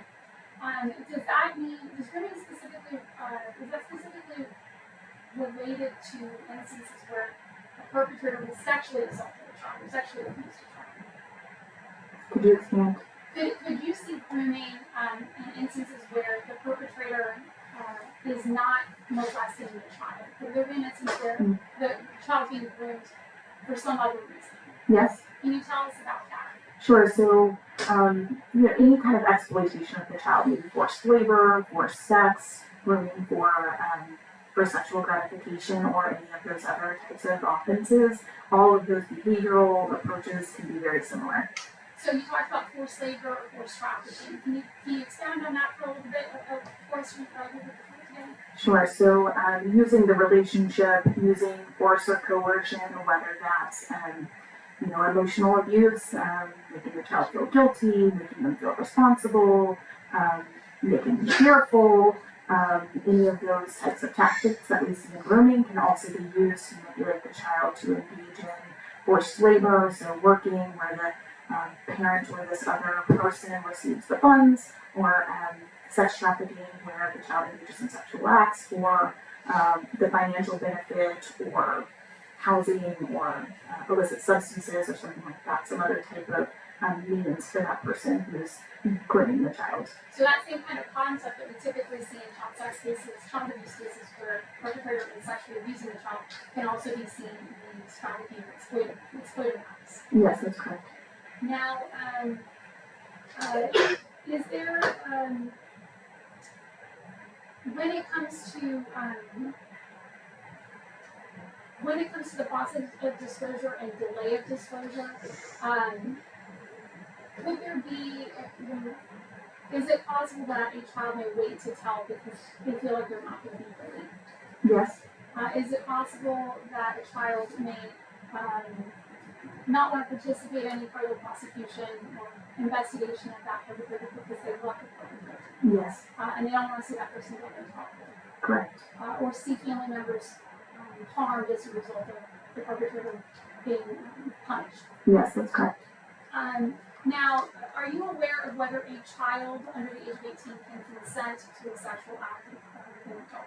They cannot. They cannot. Okay. Can you explain a little bit about the developmental functioning of a child who's under the age of 18? Yeah, so we know that children develop at a different rate in early childhood and on through into adulthood. We know that the brain essentially does not stop developing until around the age of 25. The last part of that brain development is going to be the prefrontal cortex. This is where decision making, problem solving, kind of higher level functioning and reasoning come to play. And so oftentimes children, that's why you don't teach algebra to a 5-year-old, right? They don't have the brain capacity for that. You have to wait until their brain is more mature to understand these concepts.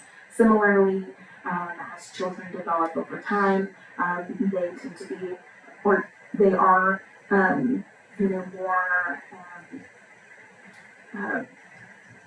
what's the word? likely to engage in risky behaviors and things like that. Susceptible to engaging in risky behaviors. Their prefrontal cortex is not fully developed in the way that an adult is, and while they might believe that they are an adult, in truth they're unable to make the same level of choices and don't have the same understanding that an adult would have. So what would you deem to be a risky behavior? What is an example or examples of that? So a simple, benign example is that at 14, you may think it would be fun to jump off a cliff into the water below, and then at 34, you think, you know what, I don't know what it is that's down there, right? So just engaging in risk-taking behavior, that can also be going out with people that you don't know, driving fast, right? Engaging in just kind of more risky behavior with friends and peers, experimental behaviors, things like that. And experimental behavior, would that include drinking alcohol or using drugs? It can. Could it also include hanging out with, you talk about friends, hanging out with peers that are bad influences could cause that child to do something they should not be doing? Yes, that could be the case. Now, one of the last questions, or series of questions I want to ask is with regards to, going back to disclosure, and I should have addressed this before I was talking to you about it, but when a child tells that there is a delay in disclosure, is a child, in your experience, is a child able to recall every single minute detail of that trauma that he or she went through? No, that would be unlikely. How come? Well, because, we know that memory over time, not every specific detail is always accessible to us, right? Oftentimes those kind of peripheral details that may not be as meaningful, we might not be able to recall and remember as much as kind of the core experience. And especially if something happens multiple times or very similarly over time, we tend to kind of condense that into an overall memory rather than an individualized experience. Okay, so let me kind of break that into, you said two very important things. If it is a situation where the child has experienced the same sort of abuse over and over again, is it fair, in your experience, would it be common or uncommon for that child to sort of blend details? Yeah, that would be common. Would it be common or uncommon in your experience with, in situations like that where the child may not remember these peripheral details like what they might have been wearing? Yeah, that would be common. What school they might have been attending? That could be the case. Okay.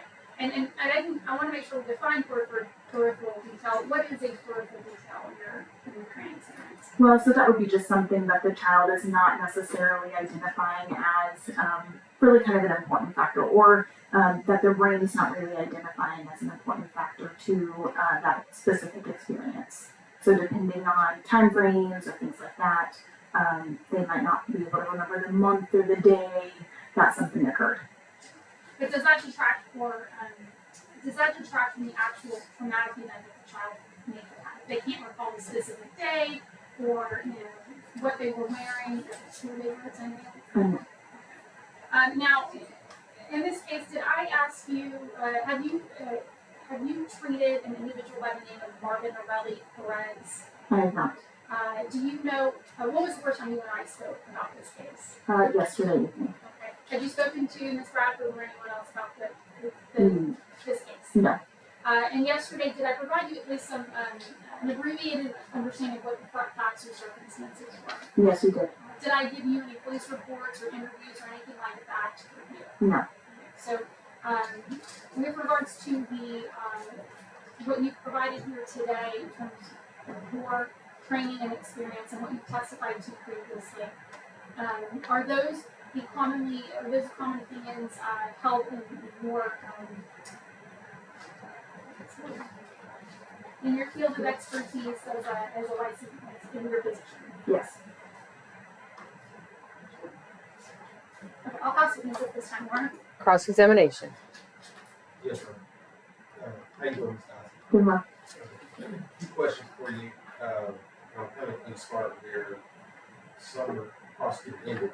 The first time you talked about this case specifically was yesterday evening. Is that correct? That's correct.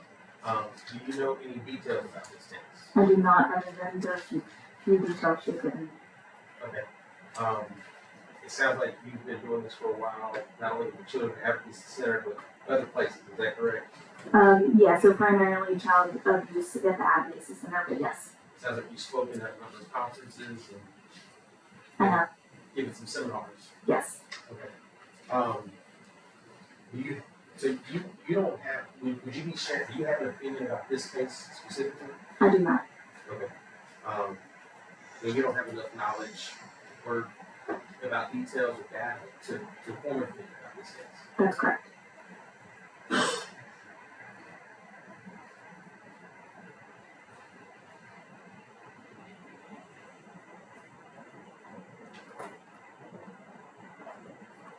Okay, thank you. I'll pass it on. Nothing further from Ms. Dodson. All right, Ms. Dotson, if you wouldn't mind just going back and waiting in the VA workroom, thank you. Yes, please watch your step. All right, Mr. Roberts, do you have any objections to state on the record? Yes, Your Honor. We would object that her opinion is not based on any underlying facts and data sufficient to further an opinion on this case. Based on that, we need for testimony to be witnessed based on 705C, disclosing underlying facts or data.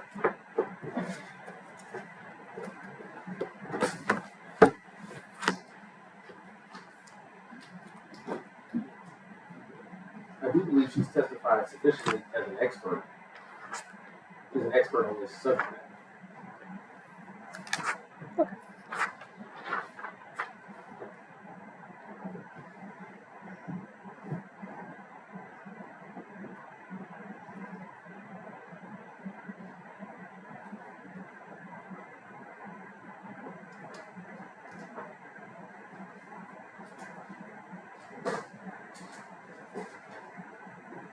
All right, is there anything else from the defense? No. All right. I do find that Ms. Dodson is qualified as an expert in her field of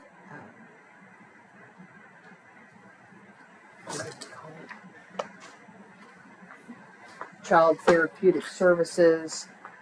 She is an expert with regard to sexual exploitation of children, outcry, family traumatic experiences, and everything that she testified to in this hearing. The court also finds that your specific objection to 705C is overruled. I find that the underlying facts or data that she is aware of do support and provide a sufficient basis for her opinion. In addition, I do find that her testimony is relevant in that the complainant's testimony during her cross-examination and during direct, there was a lot she could not remember. There was confusion as to how old she was, what the dates were, when and where some of the offenses occurred. Therefore, I find that the probative value of her testimony outweighs any prejudice. All right. Do you want to have your next, why don't we go ahead and have the next expert too, since we're all here.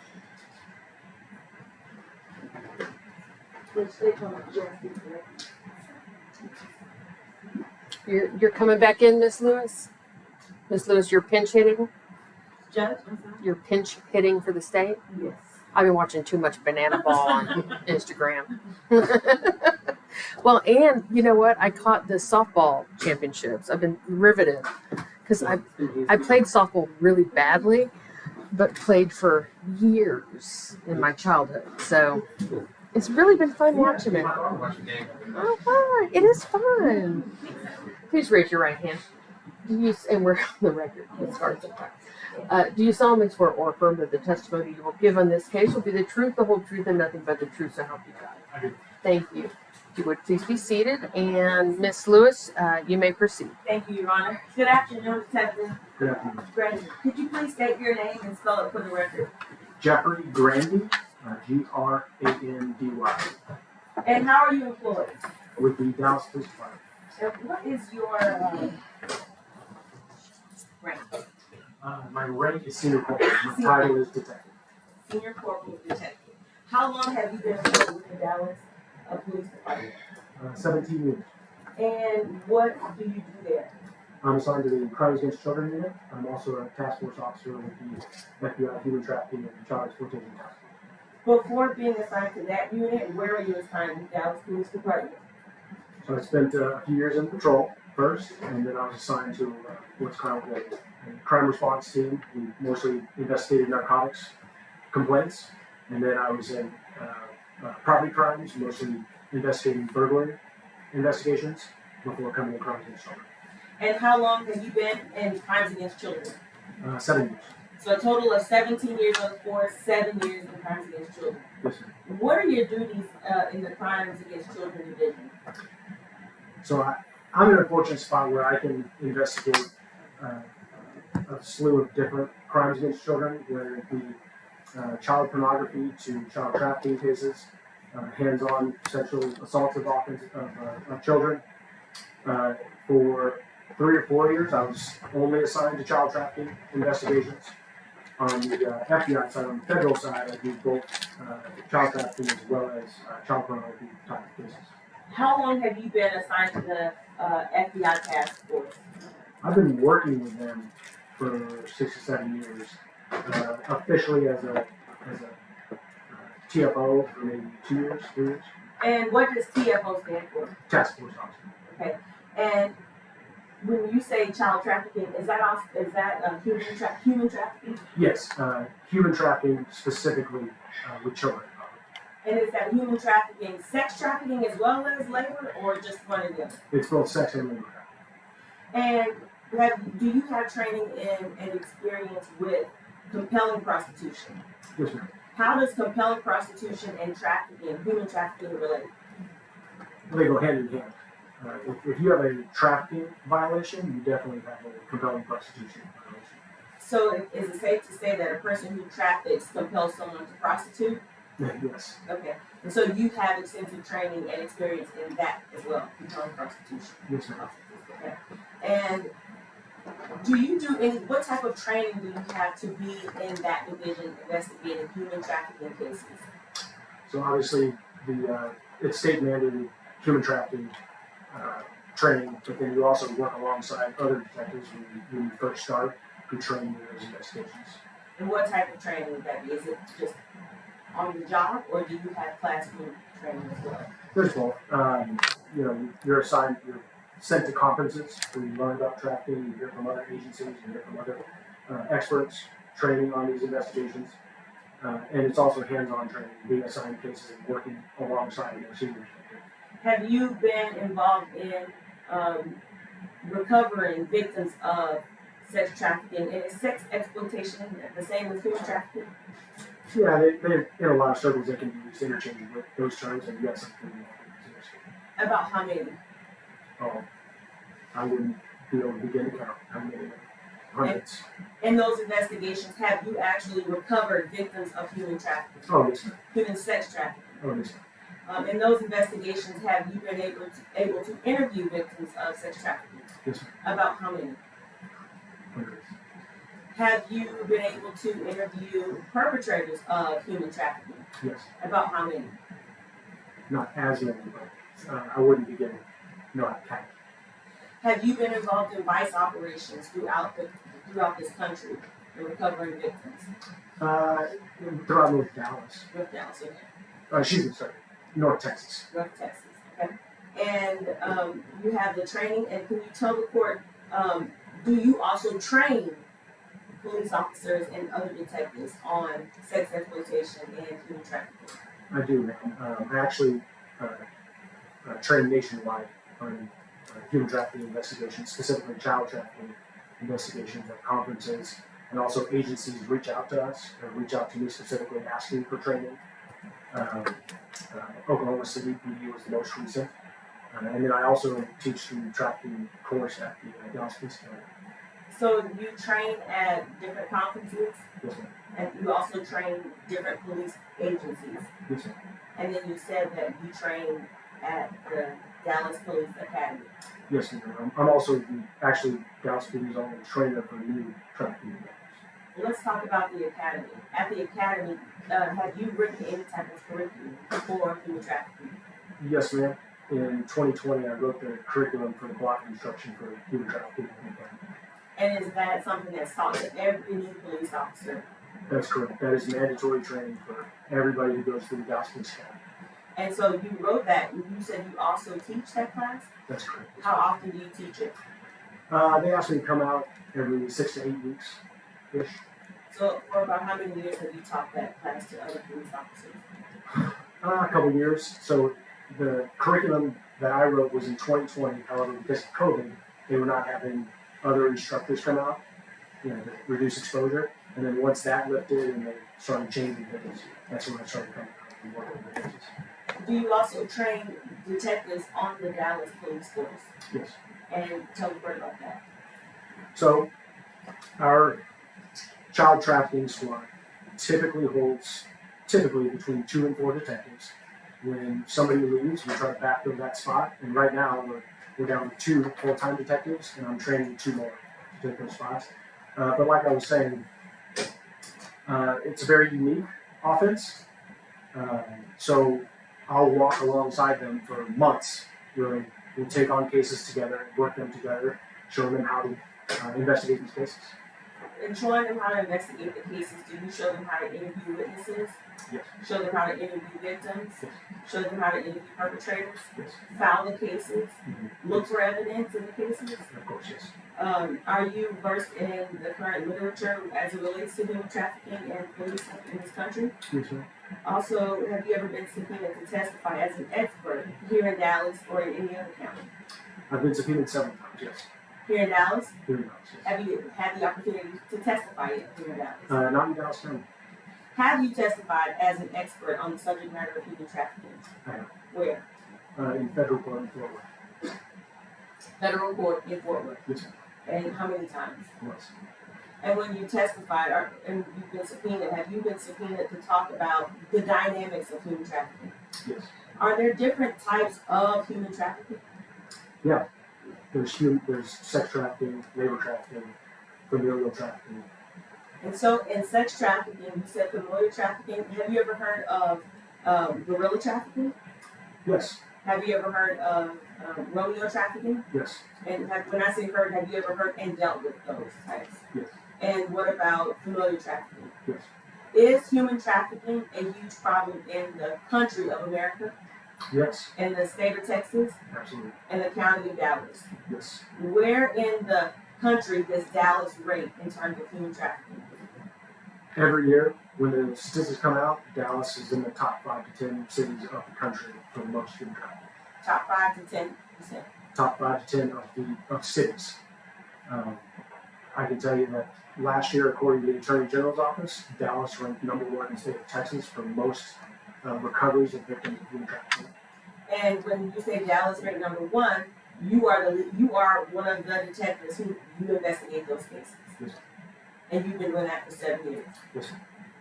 Now, that being said, familiar trafficking, do you have training and experience in that type of trafficking? Yes, ma'am. What is familiar trafficking? When the trafficking occurs within the family, when a family member traffics another family member. And statistically, about how, is it something that's pretty prevalent here in Dallas County? Yes. In all the trafficking cases that you've received, you said we're #1 this year in the state.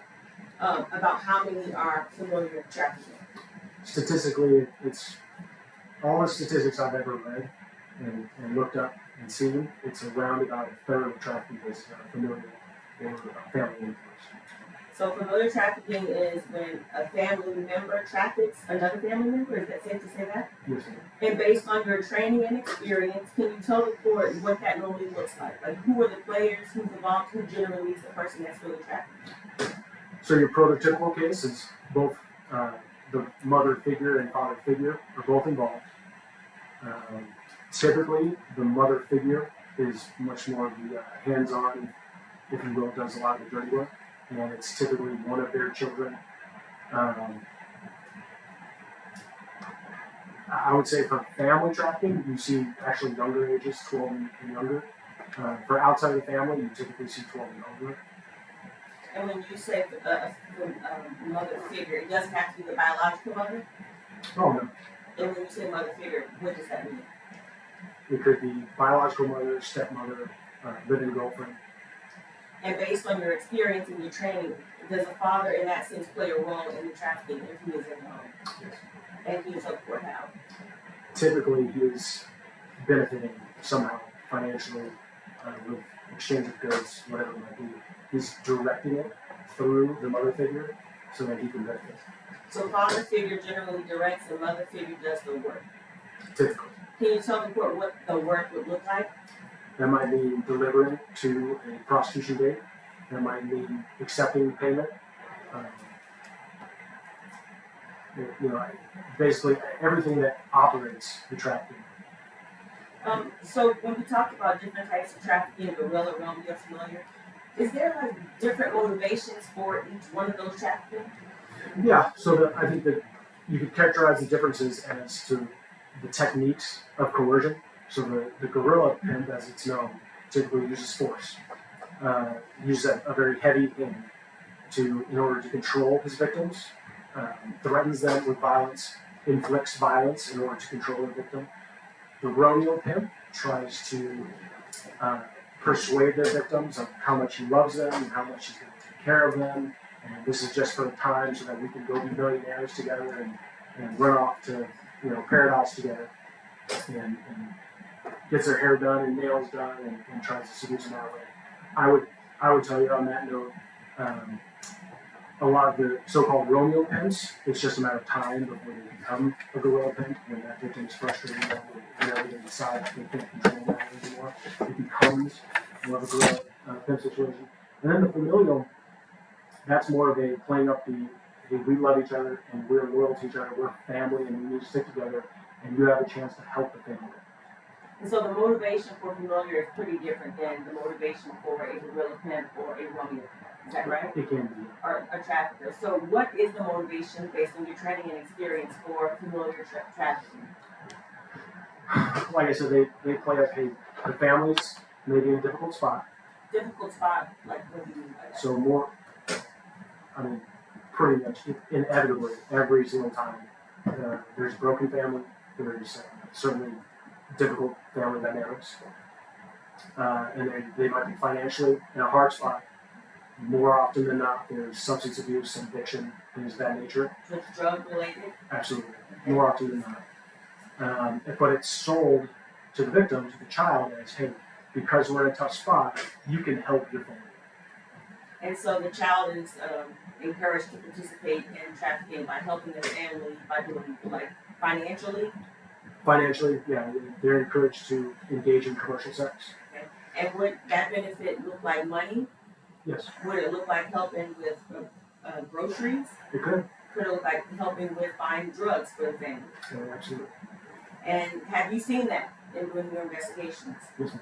Also, have you seen where the person who is influencing the victim to engage in prostitution, that person has already been involved in this sex trade? Many times. Can you tell the court about that? It becomes like an intergenerational type of struggle. Many times the mother figure has engaged in prostitution. Many times the father figure has engaged in being a trafficker. A lot of times they were abused in one way or another, and a lot of times they abused their child already in one way or another. And this is kind of like the next step in monetizing that. With familiar trafficking, are they easier or harder to detect? Okay. With familial trafficking, it's much harder. Why? So in your non-familial trafficking, we'll say a lot of times what they're doing to advertise their victims are online. They use prostitution websites, or they'll send them out on a track or blade or an area known for high levels of prostitution. And that's an opportunity for police to see somebody who looks young, who's out there actively engaging in prostitution, and thus uncover some things. Whereas in familial trafficking, more often than not, they seem to find their buyers within their own social network, if you will. People who might seem interested already in having sex with somebody younger, somebody who is kind of also maybe a drug addict. Those are the circles they typically are hanging out with. So because of that, because they're contacting people within their own social network, and there's no digital evidence, there's no active ads, the kid's not out there on the street, it's much harder to detect. And the victims in these cases, when you've had a chance to interview and speak with them, are they pretty protective of the perpetrators of this type of trafficking? Always. Why? So, 3 reasons typically, at least one of 3 reasons. One is love/loyalty, one is fear, and the other is shame. So they believe that they are loved and that they love their trafficker. And in familial situations, that's much easier to see how that is occurring. Fear, potentially because they've been threatened. If you ever snitch, if you ever tell anybody, we've had several cases where their traffickers told them, we will kill you, we will kill other family members, whoever it might be. But also they just might dole out a pretty good beating, frankly. And is there never, have you ever seen where they're not fear of being beaten or something violent happening, but fear of something else that can happen in the family? Sure. So in specifically familial trafficking cases, they're told that, hey, if you tell anybody, you will be the reason that our family is split up. You'll be the reason that mom and dad go to jail. You will be the reason that you go into foster placement where you'll be abused or whatever the story might be. And they're manipulating fear in those ways. Is it sometimes a fear that's not expressed, but just something that a child would think? Oh, absolutely, of course. They know the way that their traffickers act, mom and dad, whatever it might be, they know that this is not supposed to be happening. They know that they're trying to keep this under the radar. There's a reason mom and dad say, don't tell anybody, or we're not going to tell anybody, and you never tell anybody like this. And they're smart enough to get the sense that if I tell anybody, mom and dad might, something bad might happen. So the victims of familial trafficking protect their perpetrators, but do they also protect their Johns? Yeah, sometimes, because they know that that's how they make money. And is it the fact that they're in the same social circle, does that factor in? Yeah, of course. I mean, they want to be loyal to that social circle, to friends, to their parents' friends, as it were. And you said that you have interviewed a lot of victims of familiar trafficking. Has it been your experience that the victims are not always forthcoming when you speak with them for the first time? And can you tell the court a little bit about why? So, well, like I was saying, like love/loyalty, fear, and shame. They feel a love and loyalty to their trafficker, whether it's a brainwashing or if it's really family. Fear for all kinds of reasons that we've discussed, and also sometimes they're just ashamed of what's happened to them and what they. I think a lot of times, especially in their juvenile brains, they believe that they have made their own decisions and they're ashamed of that, and they don't recognize that their vulnerabilities have been exploited. And in this case in particular, have you interviewed the victim in this case? No. The defendant in this case? No. Any witnesses in this case? Are you a fact witness in this case? No. After being asked to come testify, did you review the police report? Yeah, I simply read the public comment. And so the opinions you've expressed today are based on your training and your education and your experience, and also well recognized as established principles within the field of human trafficking and sexual exploitation. Yes, ma'am. No further questions. Cross-examination?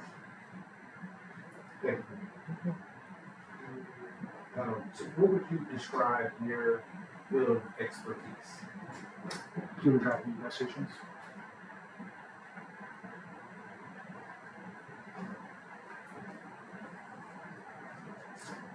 And you've never testified as a state court expert, is that correct? That's correct. Subpoenaed several times, but typically pleads out and asks me Haven't had pleasure.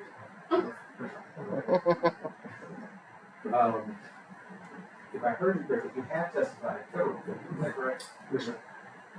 Did you testify as like an active investigation that you were like the lead investigator on, or was it just solely as an expert for the outside opinion? It was both as an expert as well as a co-investigator.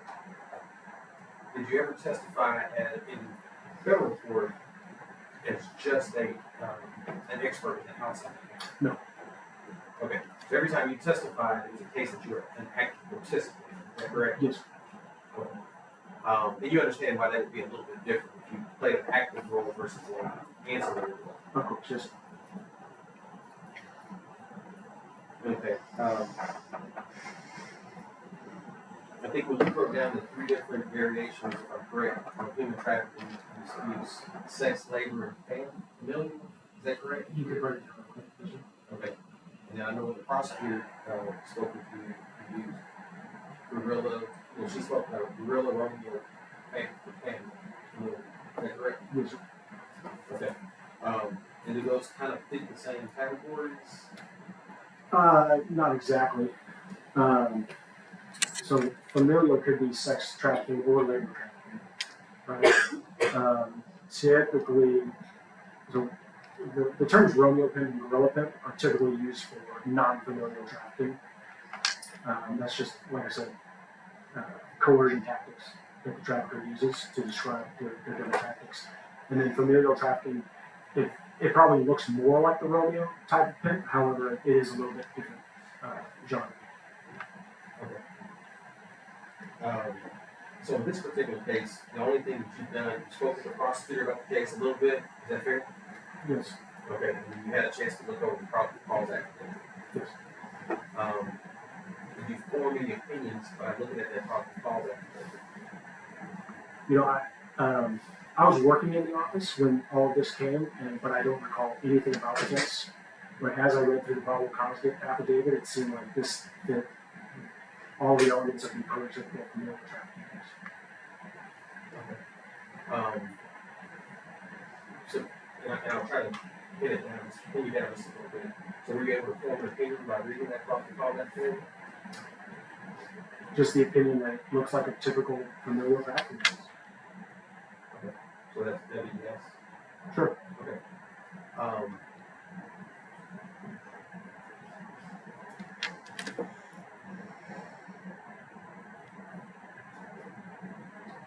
Thank you. No further questions. All right, any redirect? None more. All right, Sarah, I do have a few questions for you. The curriculum that you developed for the Dallas Police Department and when you teach, is that based on your own theories, or is that based on something that you've learned from other investigators in this new field of expertise? It's certainly based on what I've learned from other investigators, personal experience, but a lot of it is taken in teaching. So this curriculum, what you learned and what you teach, is that widely accepted in the field that you're in?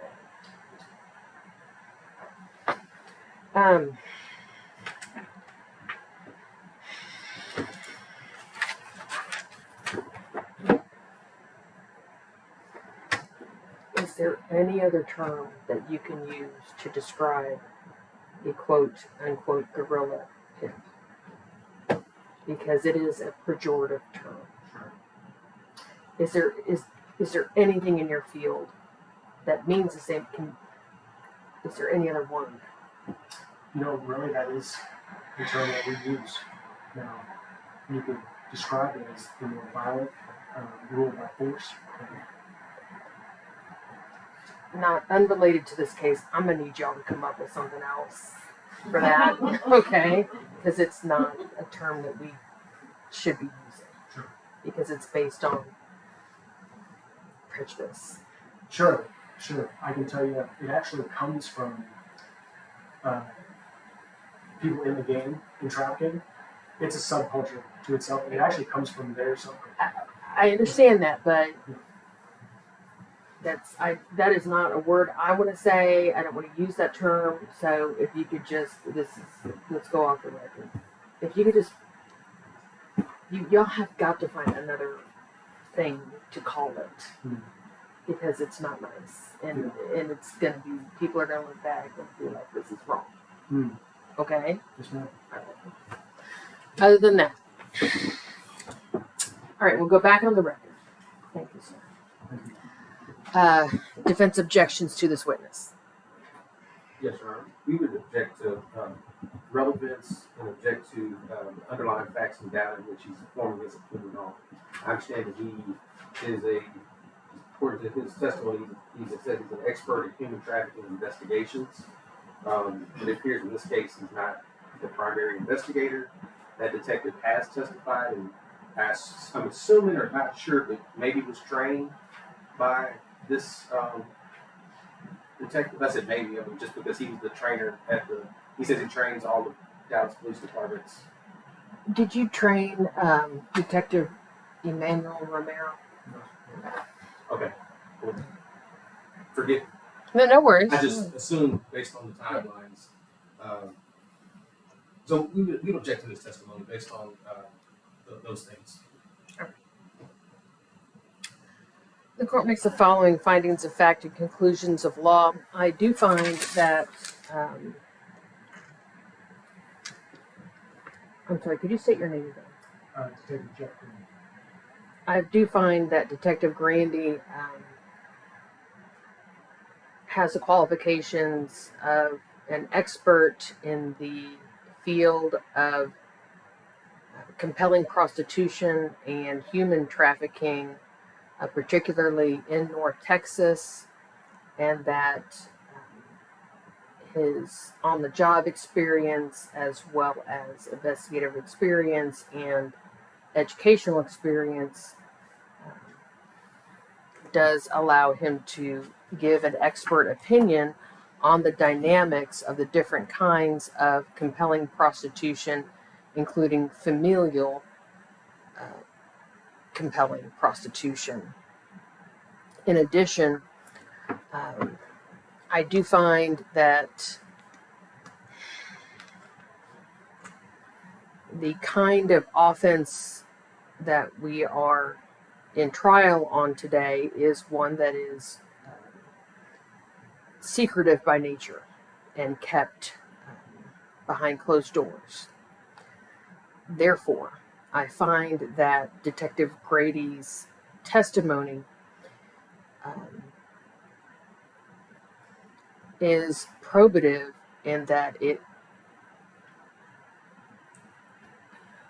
shines a light and is informative to the jury regarding, as he said, this subculture of human trafficking. I find that his testimony with regard to human trafficking and compelling prostitution, the probative value far outweighs any prejudicial effect. All right. Thank you, sir. If you would go wait in the DOR. Thank you.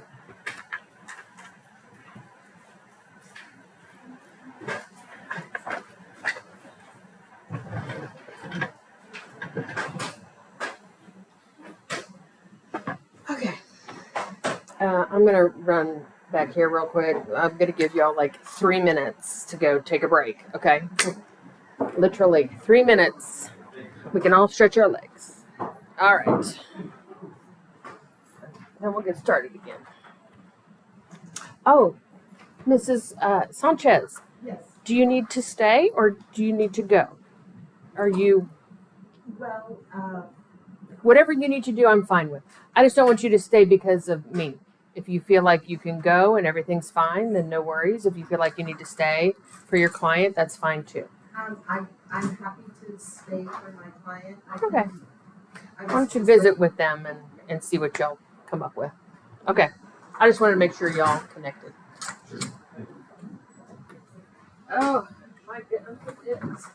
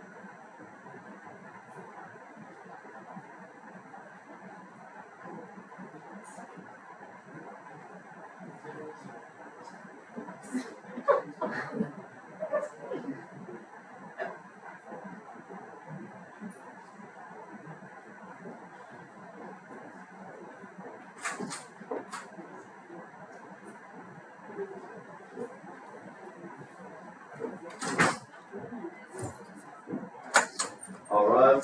Oh, thank you. You may be seated. Okay. Yes. Yes. Yes. Mm-hmm. Whoop. Yeah. Do you need to be on the record? Or? Okay. Okay. Your Honor, just just for logistics. For logistics. So my client's going to exercise his Fifth Amendment right to testify. Okay. Now I'm just kind of reading the room, and there are two more witnesses that you're going to call. So is my client excused for today? Well, he's their witness. Do y'all want him to stay until you're done and talk with him? I think, and I With- should have asked it okay. differently. How long are you going to go? Be direct about it. All right. I was trying to be. Mhm. How late will you go so that they know and I know? It's for. I mean, I'm gonna try and get these two experts audited off pretty quickly. 5:30. 5:30. Okay. So in the event that the State defense rests. Are you gonna rest after these two witnesses? You think? Yes. Okay.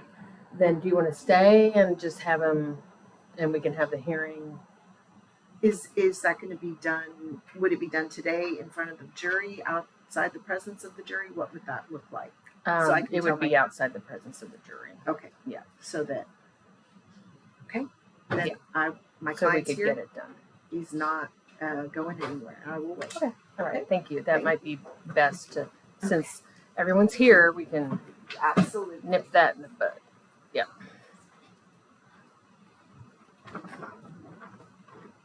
Okay.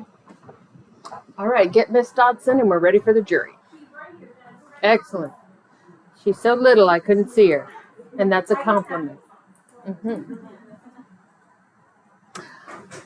Bye. Y'all have a good evening. Okay. Thank you, Varun. Good to see you, Ethan.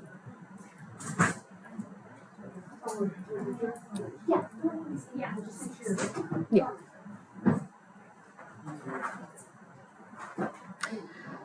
Well, Miss Shugart, how are you doing? How are your kids doing? The babies. Can you believe mine graduated high school? Mine has graduated high school. Time. I know. Indiana University. He wants to go into law school. I know. He wants to go to SMU like his grandpa Doug and his dad. So, and I went to IU undergrad, so he's. I know. He does. He just doesn't know how cold because he's lived in Dallas all his life. So he is in for a shocker. But college is so fun anyway, he won't notice. So how old are yours now? You're busy, busy, busy. Busy, busy. Yes. Take lots of video. They start changing so fast.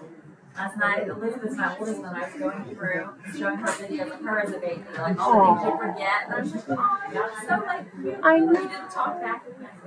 I know.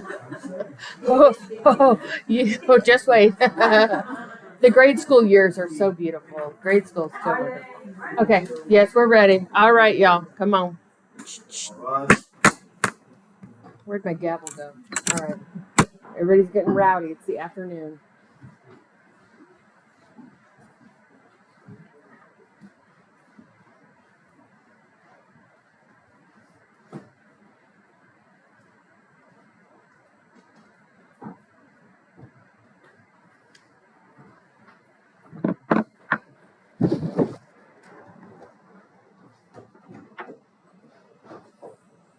All right, you may be seated. Call your next witness. At this time, it's going to call Holly Dodson. All right, Ms. Dodson, you may be seated. You are still under oath. And ladies and gentlemen of the jury, this witness has been previously sworn in. Thank you. You may proceed. Thank you, Judge. Ms. Dodson, will you please state your name and spell it to the record? Yes, my name is Holly, Holly. Last name is Dotson, Dotson. Ms. Dodson, where are you currently employed? I am employed at the Dallas Children's Advocacy Center. And for our purposes today, is it okay if I refer to it as the DCAC? Yes. Is that a common acronym? Yes. Okay. What is the DCAC? So the Dallas Children's Advocacy Center is a nonprofit that essentially helps to coordinate the investigation and prosecution of child abuse cases. We also have a clinical portion, which is what I'm a part of, which is to help children heal from trauma. Now, is the DCAC, is it located in a specific address? Yes. Where is it located? 5351 Samuel Boulevard And is in that Dallas. okay? Now, at the DCAC, do you work in that particular building? Yes, I do. Are there, have you ever heard the term multidisciplinary team, Yes, or MDT? correct. Are there other members, what is the multidisciplinary team?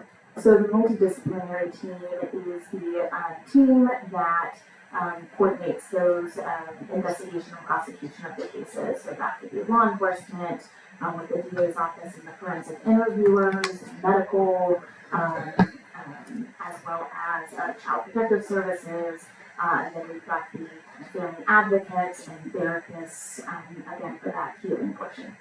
So those entities that you described are everyone but maybe the medical team, is everyone situated or do they work in that particular building? Yes, primarily. So one of my prosecutors works there, is that right? That's correct. The entire therapy team is there? That's correct. Is there a law enforcement agency that's housed at the GCAC? Yes. Which one? The ones that focus on the child abuse.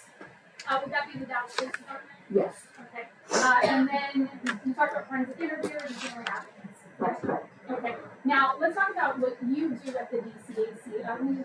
Once again, will you explain to the jurors what your actual title is at the DCAC? Yes, so I am the Senior Director of Therapeutic Services. I help to oversee the clinical therapy team as well as the family advocate team.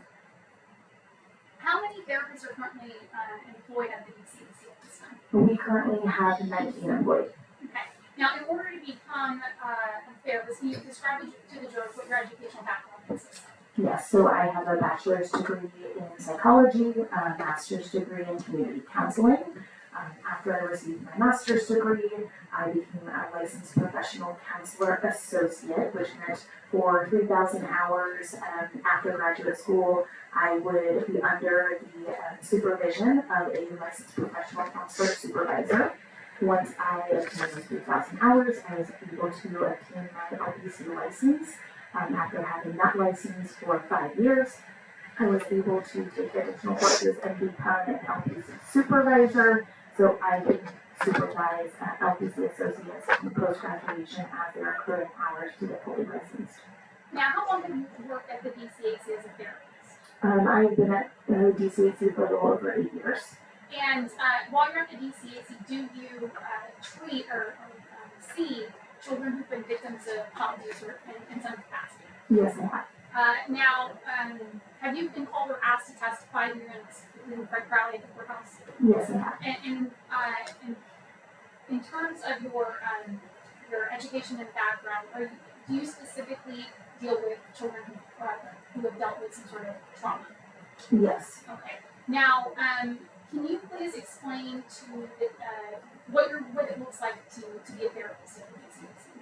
Yeah, so all of our therapists are trained in what we call evidence-based treatment models. So that means that research has supported these models to treat children and families who have experienced trauma. So all of our therapists receive training in that. I myself am certified in trauma-focused cognitive behavioral therapy. I receive training in eye movement desensitization and reprocessing therapy, childhood family traumatic stress intervention, parent-child interaction therapy, as well as problematic sexual behavior, cognitive behavioral therapy. Do you use those different kinds of therapies to treat your victims? Yes, we do. All right. Now, at the DCAC, do you treat primarily boys or girls? Primarily girls, but we treat boys as well. And what is the age range of the kids that you see? All ages from generally verbal, so somewhere in the 2 to 3 range, all the way up to 17.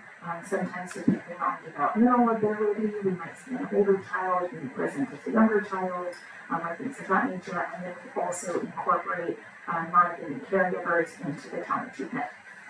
Now, Ms. Dawson, before you were asked to testify here today, did you or have you come into contact with an individual by the name of Marvin Orelli Perez? No, I did not. Have you ever treated Marvin Orelli Perez at the time of the DCAC? I have not. Before you testified here today, did anyone from my office speak to you about what we were going to ask you about and who you were going to testify to? Yes, you did. And where did I talk to you? Last night. Okay. Before I spoke to you last night, was there anybody else, Ms. Bradford or Ms. Lewis or anyone else who spoke to you about the details of this case? No. And did I provide you details of this case? Um, General summary. Yeah, general summary of some of the details. Okay. Now, did I provide you any documentation, interviews, office reports, or anything like that? No. All right. So, as an expert, have you been deemed to be an expert here in this county or any other? Yes, I have. And I think I asked that question, so I apologize. Now, regarding your position as a therapist, can you explain to the jurors a little bit about what a therapy session would be like, what that looks like for the child? Sure. So, depending on what model you use, generally speaking, they follow kind of the same trajectory. When children are first coming in, we will be talking to them about kind of coping skills or ways to kind of create more stabilization. And we'll start to talk about the use of the trauma that they've experienced over time, helping them to open up a little bit more to process that trauma, and then by the end, kind of focusing more so on enhancing future safety. All right, now, have you heard the term process of disclosure? Yes. What does that mean? Okay, so essentially the process of disclosure is the experience of the child or the process through which the child discloses their experience of abuse. So we know this process is not linear. Sometimes children are testing the waters, they may even pull back sometimes and reaffirm. They may be tentatively disclosing or purposely disclosing, or may have an accidental disclosure where they weren't really ready to disclose that at the time, and so that can always affect the way that a child talks about their experience of abuse. So you use a lot of terms I want to make sure the jurors understand. So you use the term testing the waters. What does that mean? Yeah, so testing the waters, essentially the idea of, kind of put your foot in the pool before you jump in with your whole body, right? And so testing the waters in this type of disclosure case would be maybe I say something or a little bit of something to kind of gauge what's the reaction or the response from those around me before I, give more details or say more. Okay. And you use the terms purposeful disclosure, tentative disclosure, and active disclosure. Accidental disclosure. Pardon me. Can you please kind of explain to us what a purposeful disclosure is? Sure. So a purposeful disclosure is when a child has made the active decision to go ahead and disclose the abuse. They go to report the abuse with the intention of telling someone about what's happening. What is an accidental disclosure?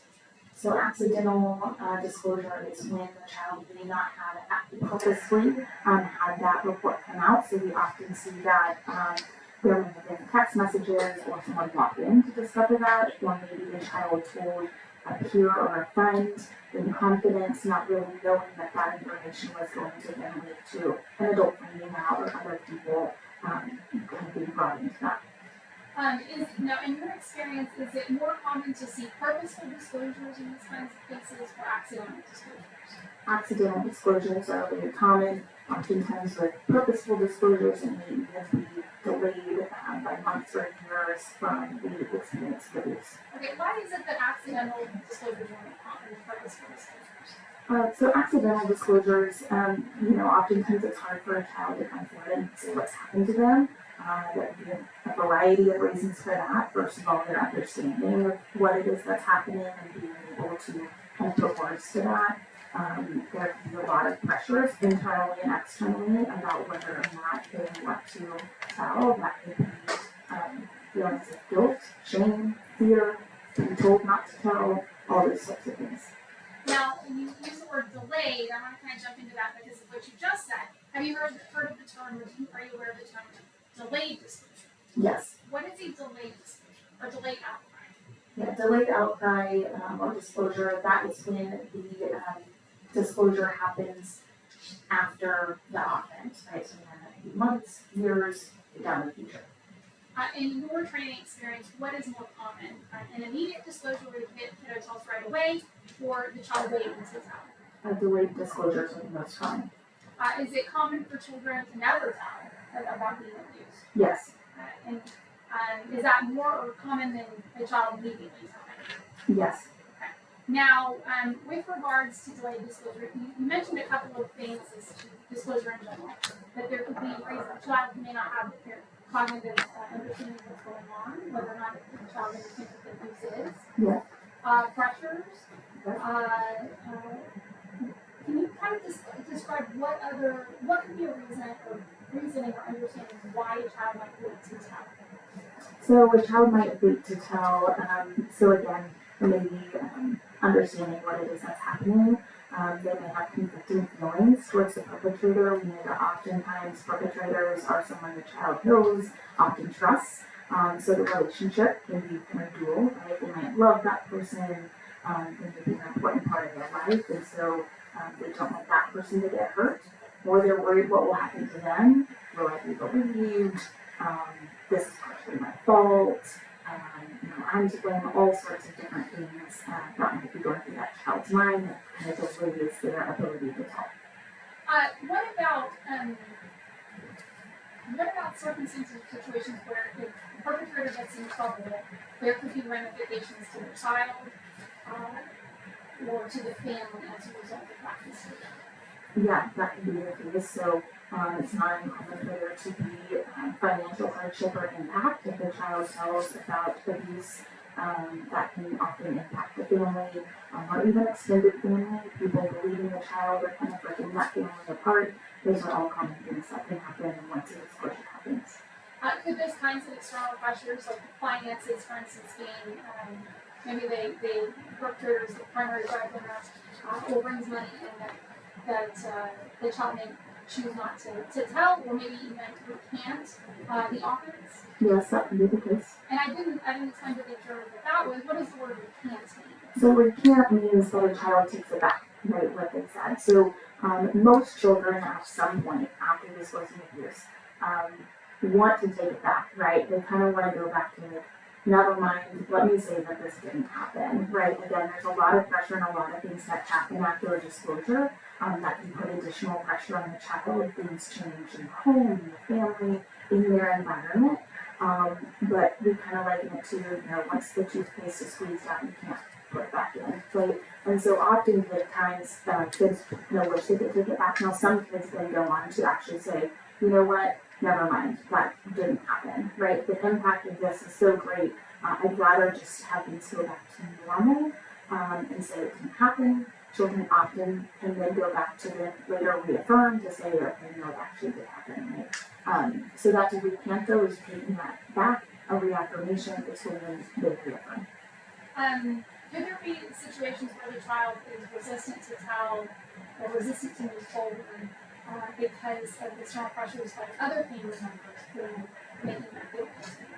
Yes, that could be the case. And you talked about credibility of being believed. Could you explain a little bit about why a child may have concerns about being believed in terms of their subsequent disclosure? Sure. Well, belief is an important piece for a child because if no one believes me, then the behavior that I don't like may continue to happen or may get worse. Because I try to disclose, but then that can be used against me, and also just furthering the feelings of guilt. And so obviously, if no one wants to do anything about this is my fault, or it must be fine, something's wrong with me, those types of things. Now, we'll kind of go into perpetrators themselves. Can you describe what a perpetrator looks like? Perpetrators can be anybody. In your experience, is it more or less common that perpetrators of these kinds of crimes tend to be someone that the child knows? Yes.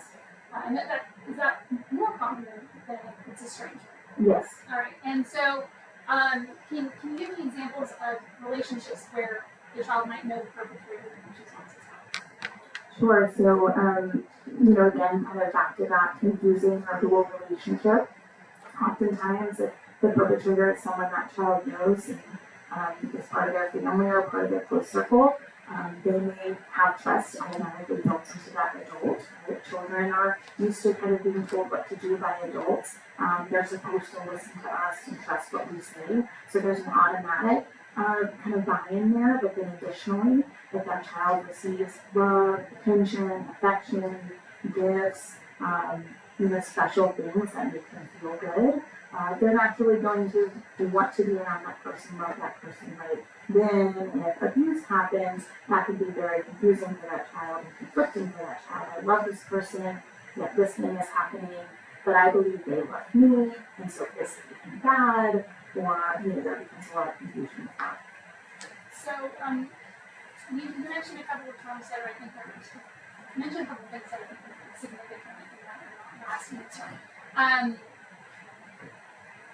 We talked about gifts or the child receiving something.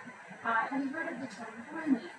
Yes, I have. Okay, can you please tell us what grooming is? So grooming essentially is attempts by adult perpetrators to gain access to children, can use coercion, maybe force, maybe threat, maybe gifts, to kind of build trust in a relationship, minimizing also the likelihood that that child's going to disclose.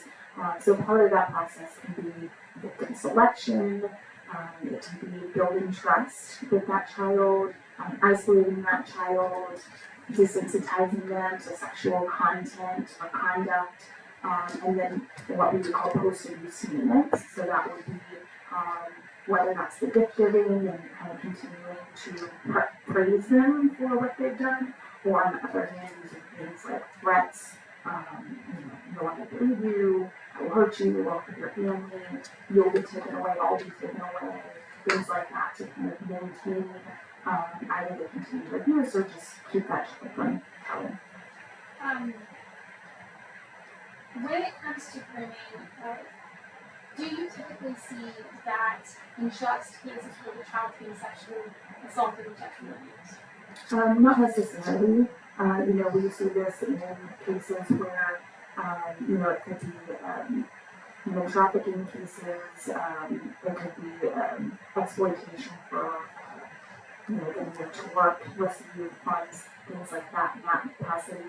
So really kind of anything that's going to force or coerce the child to engage in behavior, and whether that's work or sexual exploitation, that is going to benefit the perpetrator, whether they are receiving the sexual gratification or pushing that off to something else, so they're receiving some type of benefit, whether that's financial or whether that's illicit substances or housing or other things.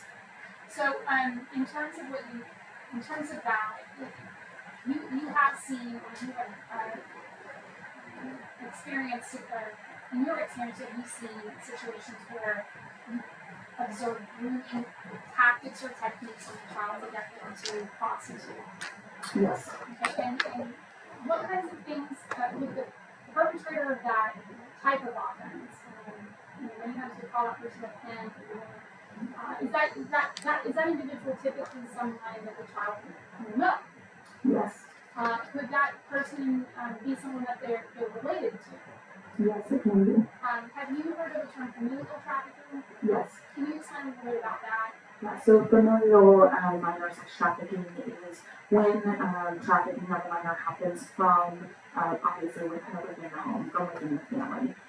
So rather than their kind of identified parent or trafficker, that maybe that child is in a relationship with outside of the family, this would be happening also within the home, generally by a parent or someone close to the child. That would be, offering the child for sex with other people.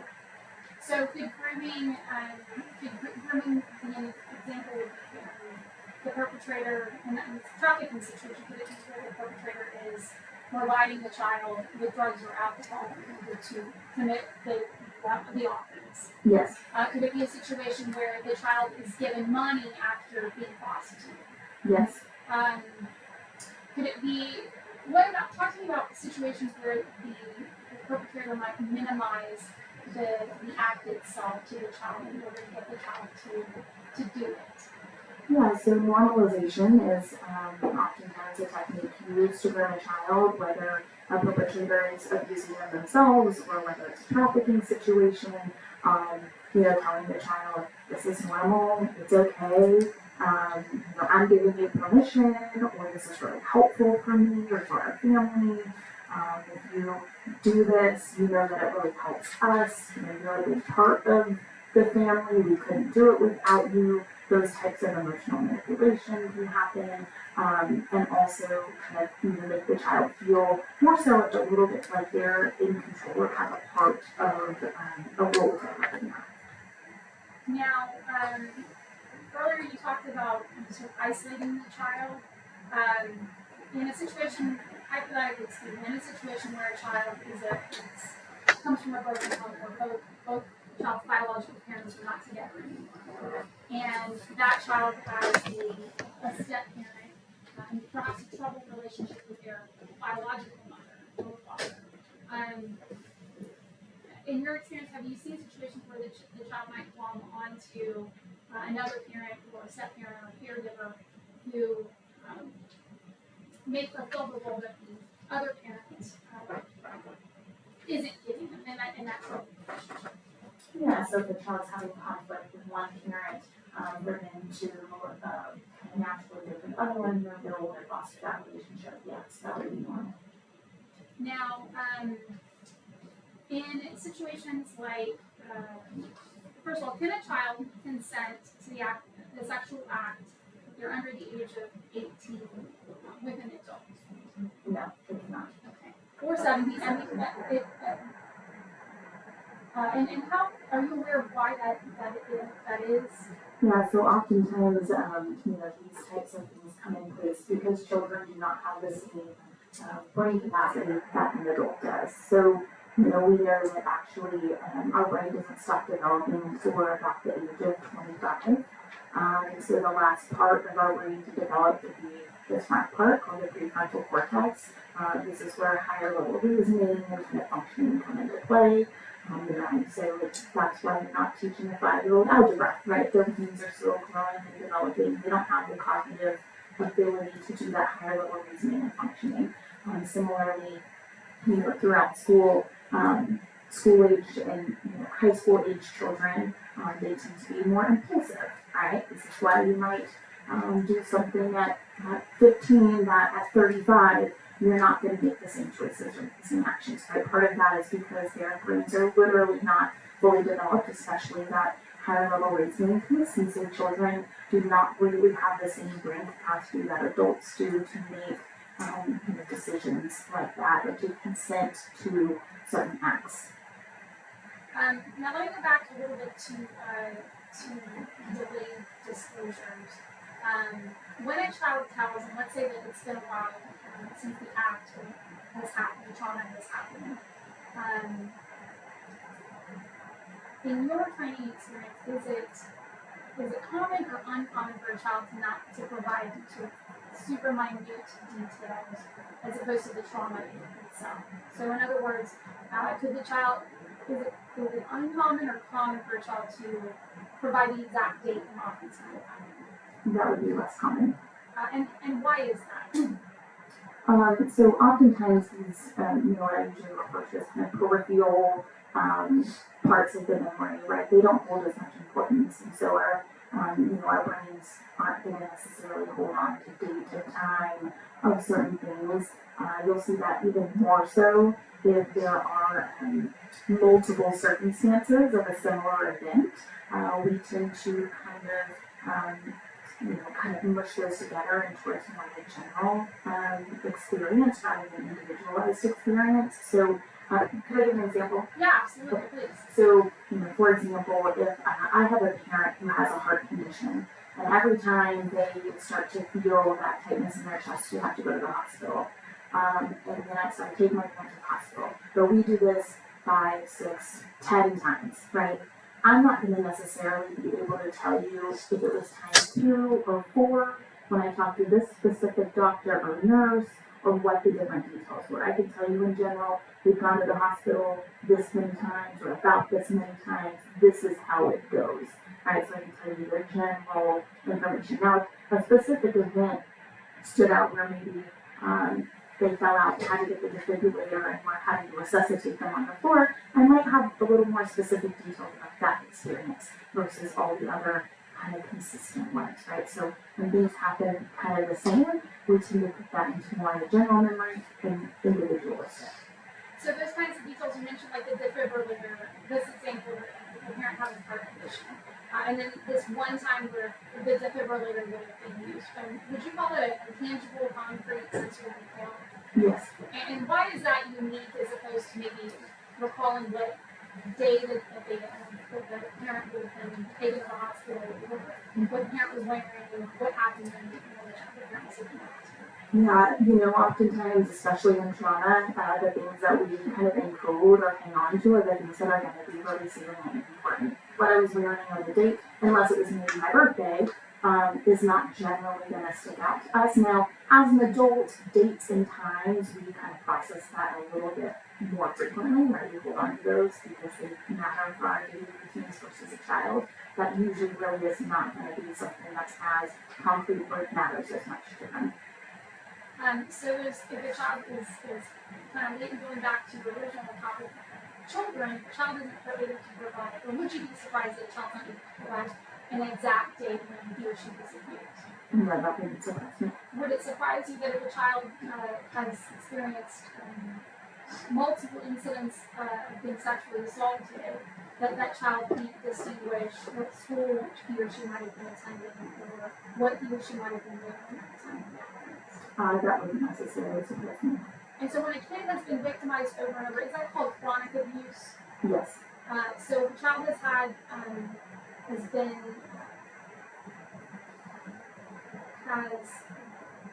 is aware of, in the case of trafficking, for instance, a child, hypothetically speaking, if a child knows knows where he or she went when the offense happened, knows who the individual was, but maybe can't recall how much money he or she received, how would you assess that? I would say that would be consistent with normal. Does that detract from trauma itself? No.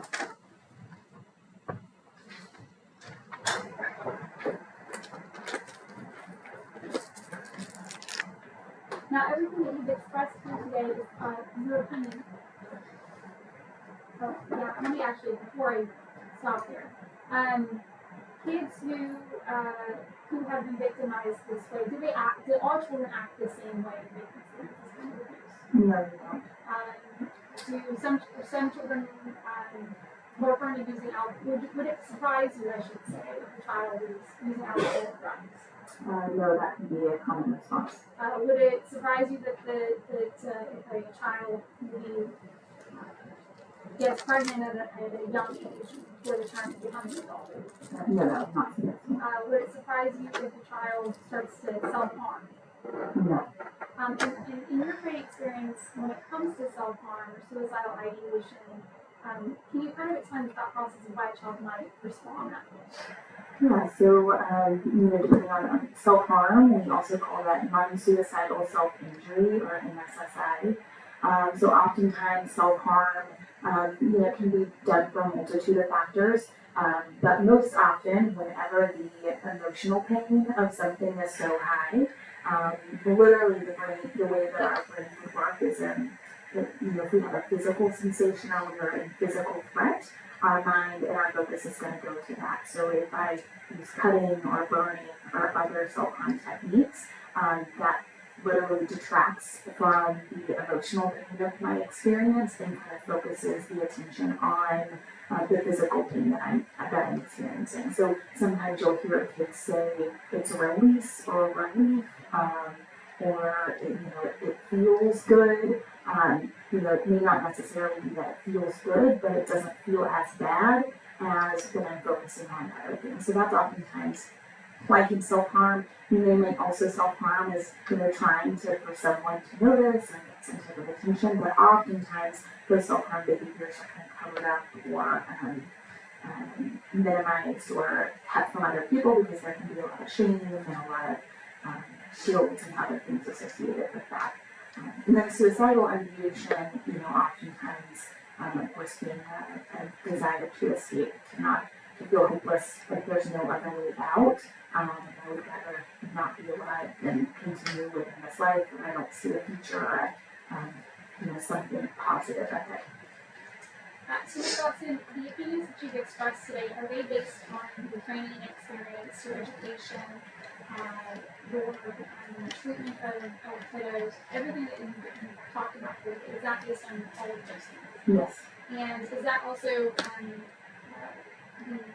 the opinions you've expressed today, are they recognized as principles in your field in your particular field, right? Yes, they are. I'll pass it this time. Cross-examination. It's not going to ask you a few questions, okay? If I ask you something you don't understand, just let me know. So if I'm not correct, you went to school in Oklahoma State? Yes, that's correct. Does that make you a Cowboys fan? That's correct. Dallas Cowboys or Oklahoma State Cowboys? I'll go for both. Okay, that's the right answer. Simple with Dallas. Okay, so you've been doing a lot of work in training in this particular area, is that correct? Yes, that's correct. Okay. And so I heard when the prosecutors asked me a few questions, you talked about what's normal behavior. How would you describe to this jury normal behavior? Yeah, so I would say, there's not a normal behavioral one reaction to trauma. Of course, we do have criteria for things like post-traumatic stress disorder, different symptoms and behaviors that are not uncommon for children to experience after abuse, or maybe more common. But in general, there's no one way to respond after something like that. Thank you. And the reason I asked that question is because you actually answered it. There is not normal behavior in this court. Is that correct? Yeah, that's correct. So if someone gave a story that was consistent, that would be normal behavior. Is that correct? That could, well, it kind of depends on the circumstance and who they're talking to and what it is that is kind of in front of them. Okay. And I guess, and I may not be using the right terminology, so correct me if I'm wrong. The response that a victim or an alleged victim in an accusation, a sexual assault type of accusation, would be different. Would you agree? Could you repeat the question? The response that a victim or an alleged victim in a sexual assault allegation would be different depending on the case of the victim. Yes, that's true. There's no one normal response they must give or that would indicate one thing or another. And kind of what I'm getting at with that is, your field is so fluid. And I say so fluid because you see so many different types of folks from different backgrounds. Would you agree? Yes, I agree with that. That you almost can fit a lot of different people into those, what's considered to be normal behavior. Would you agree? Yeah, normal can be a broad range. Victims could come from a two-parent household. Would you agree? Yes, that can be true. Victims can come from a split-parent household where they got step-parents and stepmoms and stepdads. Yes, that can also be true. Victims could be out on their own by the 8th grade, living with their boyfriend. Would you agree? Yes. Victims could be using drugs or sober. Yes. Victims could use alcohol or be sober. Yes. Do any of these things make them more of a victim or less of a victim? No. Okay. So, and I say victims, but I mean, obviously, in this case, this is a criminal courthouse. So we're here because of an accusation. And specifically, you talked about outcry. There's a normal outcry. Is that correct? I wouldn't say that there's a normal outcry. I'd really say that most commonly outcries are delayed, but they don't have to be. And so there's no necessarily normal way that could come about. And it could be purposeful, accidental, told to a friend, told to a parent, told to another trusted adult. There's really a lot of different ways that outcries may come about. And so I apologize. I probably shouldn't use the word normal for outcry. But outcry, correct me if I'm wrong, just to note from what you were teaching us about. Outcry is when somebody tells about abuse. Yes, that's correct. Is that a good definition? Yes. Okay. Delayed outcry, I have when somebody told later about abuse. Yes, that's correct. What percentage of victims that you encounter based on the studies and research that you've seen do people tell now versus delayed? Yeah, so the majority of people don't tell about child sexual abuse Child USA has recently done some good research to show that it's usually actually about the normal age is about 53 years old. So oftentimes people don't tell until they're much older. Hence, oftentimes the late outcry. And then sometimes kids do tell right away, but months or years is what we often see at the Dallas CAC. But we're also not getting those much older people that flash flood is supported by the research. So if I heard you correctly, over 50% are delayed. I don't know the exact percentage, but I would say that most of cases are delayed outcomes. That's why you said over 50%. Yes. The majority are delayed. Okay.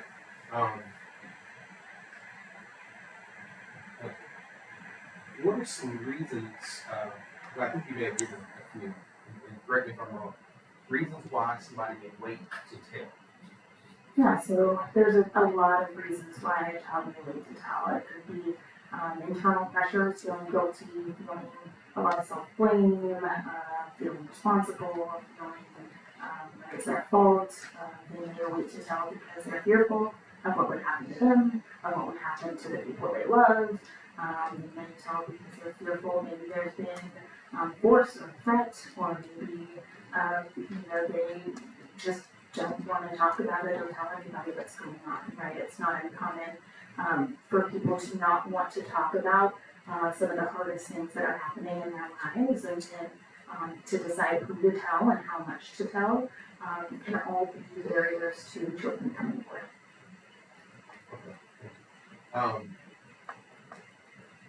Now, you used an analogy earlier. You talked about toothpaste coming out the tube. Yes. Once the toothpaste comes out, can you put it back in? No, you cannot. Okay. What if the toothpaste accidentally comes out? Then you still can't put it in. Okay.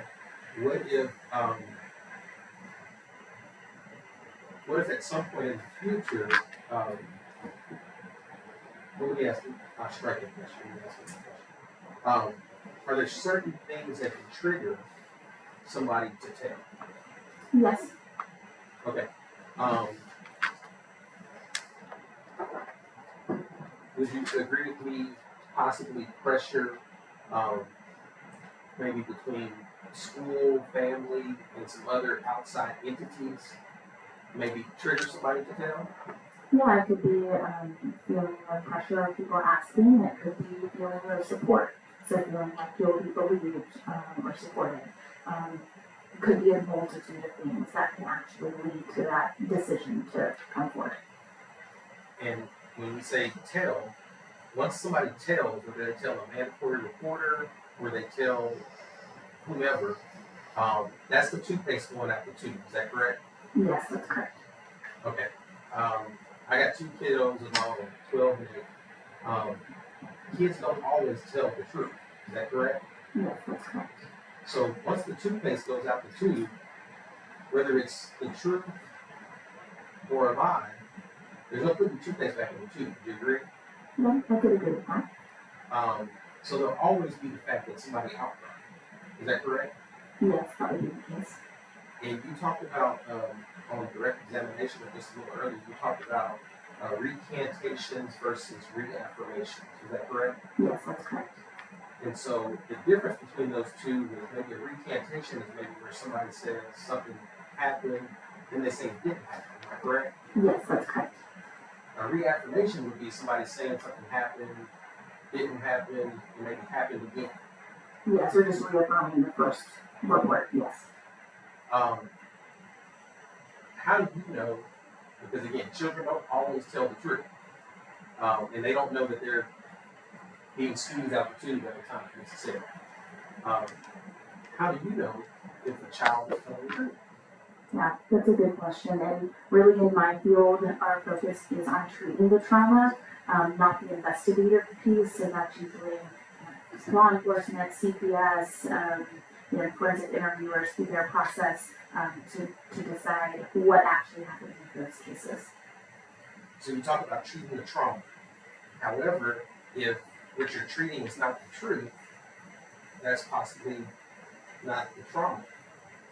Right, so we're going to be treating, there's usually not trauma symptoms if there's not some type of experience or something that's happened. So when we're talking about treating the trauma or treating the symptoms, that's what we're really focused on is what the child is bringing to therapy, whether that be the substance use or whether that be self-guilt, blame, and all of those other things. That's really what we're focused on from that therapeutic healing side is treating the symptoms, not so much the investigative piece. Gotcha. Because it's kind of difficult sometimes, maybe similar to a doctor. If you go to the doctor and you say, my head hurts, the doctor says, what's causing your headache? And he tries to solve it from his, sometimes the outside in. But he can only base it on the symptomatic things that you have shown, maybe bloodshot eyes, maybe lack of water, or maybe even does a blood draw. Does that make sense? Yeah, so I would say that's a really good example of kind of what we do as therapists. We're gathering information, we're understanding the symptoms, and really focusing on those and treating those. And I say that because in that instance, that patient, whether or not they actually have a headache with the doctor, or a stomach ache for that matter, literally the doctor is relying on what they tell them in that alone. Yeah, that report from the child and from the caregiver and other collaterals helps us to understand what it is that's happening with the child. Based on your studies, what happens in cases like these if in fact you find out that a child did not tell the truth? Clinically, like in the therapeutic setting, what happens if we find that out? Correct. So if I were treating a child where I found out that they weren't telling the truth, I would still be interested in what was causing the symptoms or the behaviors or the other things that are present. And so we would still be focusing on what it is that's impacting that child's functioning and their ability to kind of move forward with life and good functioning, whether that be at school or at home. So we would still be working on treating the symptoms that are present. Because I noticed also, just based on your resume, traumatic instances is specifically one of the things that you treat. Is that correct? Yes, that's correct. And there's even a reference, I believe, where you maybe taught at a seminar, like an LGBTQ, you had some type of training related to that. Is that correct? Yes, I received a training, did not do the training myself. Okay, you received training. Yes. How does that training, how does that training affect your approach maybe in this setting? If you had a client who, suffered from some type of, not suffered, but let me say, somebody who self-identified other than, as a straight person. I mean, is that maybe something that's related to your field? Yeah, so, we know that while any child can be abused, just like any adult can be a perpetrator, there are sometimes factors that can heighten the likelihood that a child is victimized.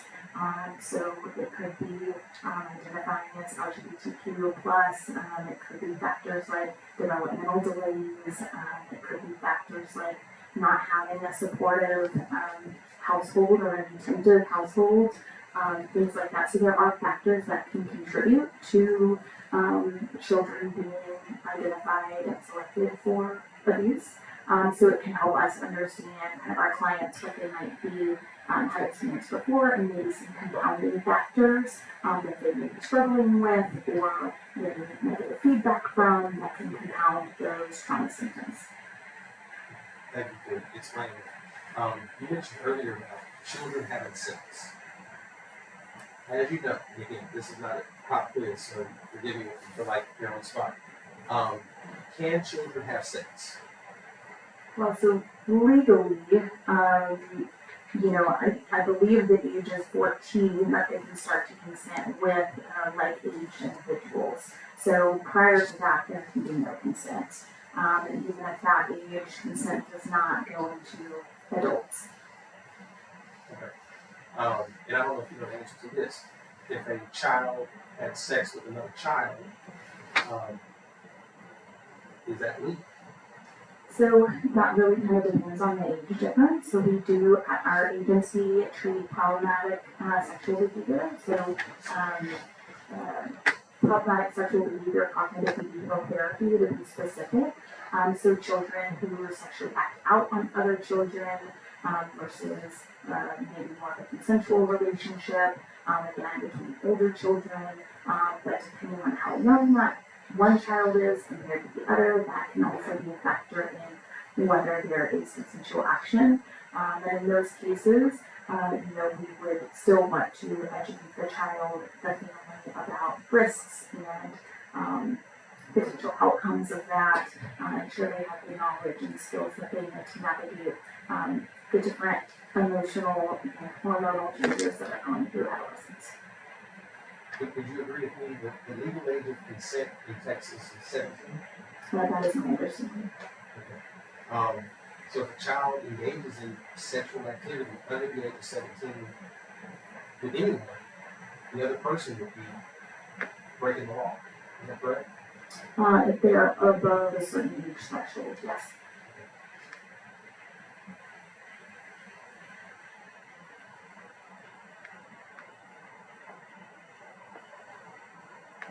So we talked earlier about memory as well. We talked about how certain things are kind of processed in a certain part of your memory, and other things may not be as important. And children may memorize events differently than maybe an adult. Is that correct?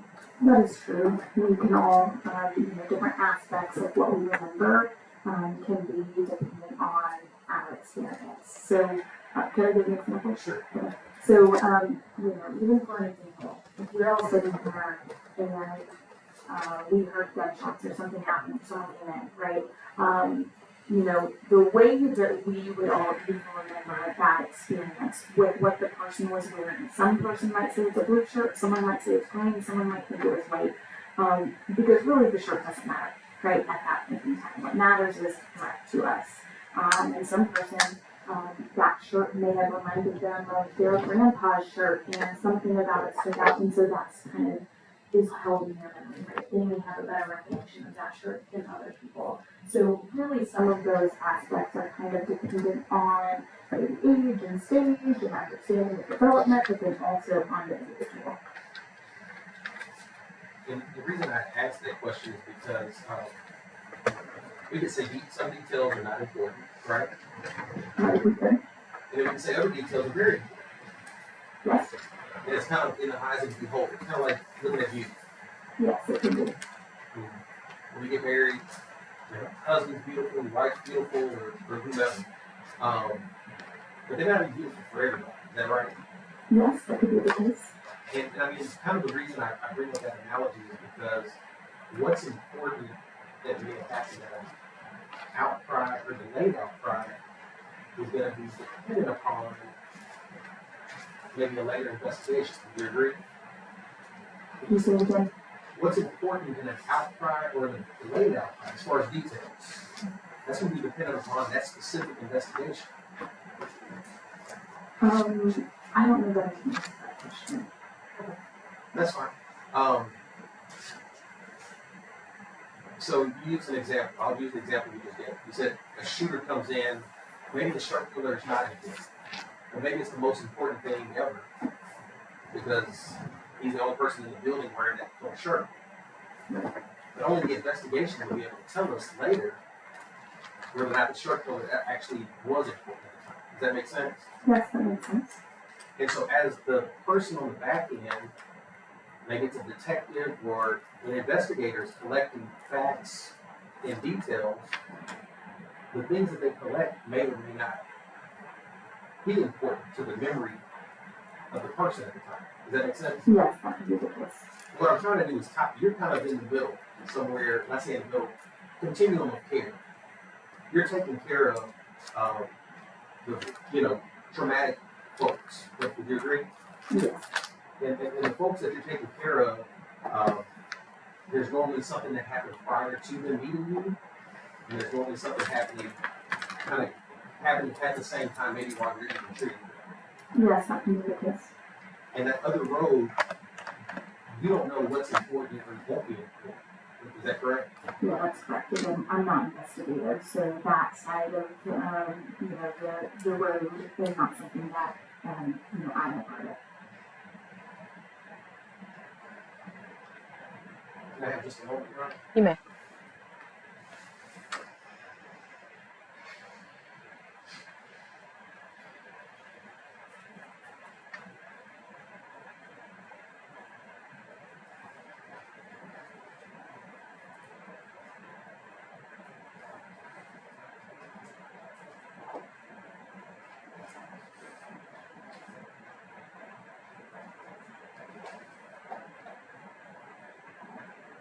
Okay, Ms. Dawson, I got a couple more questions for you, okay?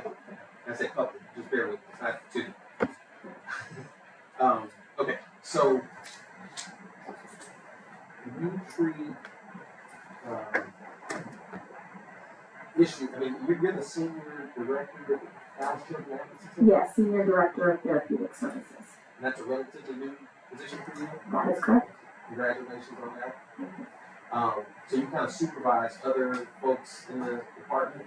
Yeah, that's correct. So prior to becoming the Senior Director, I was the Director of the clinical team, so the therapy team. And so now I am kind of oversee both the clinical therapy team and the family advocate team. Okay, in your experience doing this type of work, what kind of underlying issues do you see exhibited by the patients specifically? When you say underlying issues, are you talking about diagnoses or just general symptoms? Maybe more symptoms, but if the diagnosis crosses over, then you can share. So, this kind of goes back to what I was saying before, that any child can be a victim, right? So sometimes we see children with two-parent households and have no symptoms or nothing prior to sexual assault event, right? Other times, but we do know that there are different factors that are often create higher risk for children. So again, that could be lack of supervision or lack of support in the home, that could be conflictual household, that could be intimate partner violence within the household, that could be developmental delays, that can be behavioral issues that are already present. So child using drugs and alcohol or having behavioral problems, it's not uncommon for perpetrators to actually go after those clients or those victims because they believe people won't believe them or listen to them, right? Because they've always had these behaviors. So we can really see the gamut, kind of pre-existing vulnerabilities or pre-existing behaviors, but there are some things that may be more common in what kind of precurses an assault or abuse or trafficking. Specifically in trafficking cases, most of the children who are trafficked or what you might hear as in the life have had some type of previous assault happen to them before. And so that's not always the case, but frequently that kind of predate or precurse the trafficking and sexual assault. And what about children that are at, you said it partially, children that are in two homes? Because your parents are together and you're in two different homes. That child may feel different pressures in each home. Do you agree? That could be the case. There may be children that change schools. That child may feel different pressures at the different schools if they're in between homes. Would you agree? They might. Okay. The child may be pressured by peers, family, parents. Would you agree? Sure, yeah, in all different ways, children may perceive or experience pressure from peers or from adults or from parents or from other people in their lives. Yes. And would you agree with me that sort of kind of cuts both ways? They could be pressured to outcry, they could be pressured not to outcry. Yes, that could be the case. And they can even pressure other people to do the same around them, to either act like they act or act different than they act. Yes. And would you agree with me that stories that are told from the truth look very similar to stories that are told from lies, the trauma? I guess the trauma stories that are told from the truth look similar to trauma stories that are told from lies. I don't know that I would agree with that. Again, I'm not investigative, so from that standpoint, I can't speak to that. But again, from that trauma abuse, if there are trauma symptoms or there are things that are coming up for that child, generally there's something that is coming back to. And so, that's really what I focus on.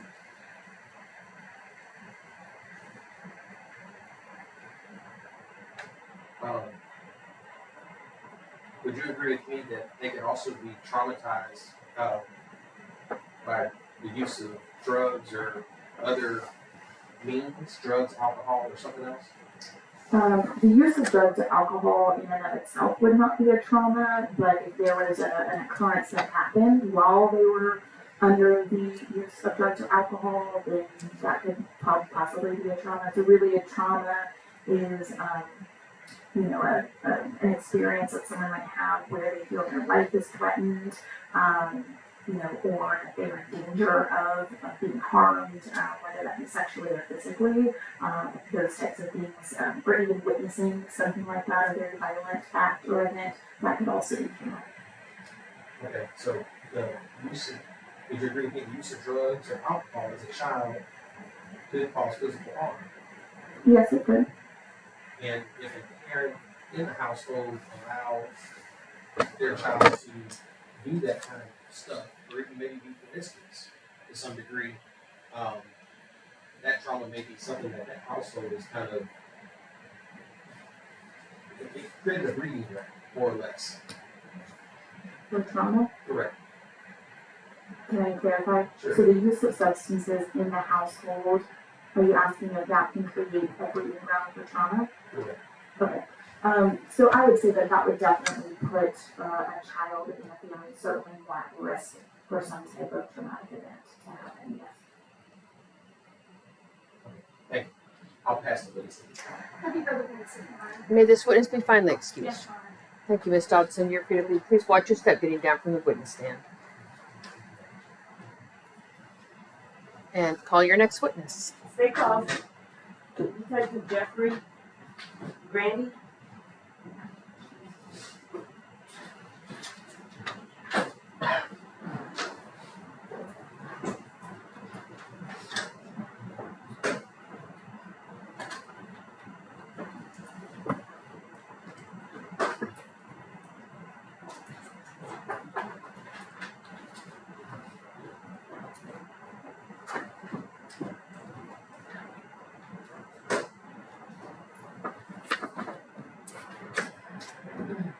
Detective, you may be seated and you are still under oath. Ladies and gentlemen of the jury, this witness was sworn in earlier. And you may proceed, Ms. Lewis. Thank you. Good afternoon, Detective Grandy. Good afternoon. Could you state your full name for the record and introduce yourself to the jury? My name is Jeffrey Grandy, Dallas Police Department. Last name is Grandy, G-R-A-N-D. And what is your current occupation? I work for the Dallas Police Department. How long have you worked with the Dallas Police Department? 17 years. And are you a detective? Yes, ma'am. What's your rank? My rank is senior corporal detective in my title. And you've been at DPD, is it okay if I call it DPD? Sure. Been at DPD for 17 years. Yes, ma'am. And where are you currently assigned? I'm currently assigned to the Crimes Against Children Unit. And how long have you been in that unit? 7 years.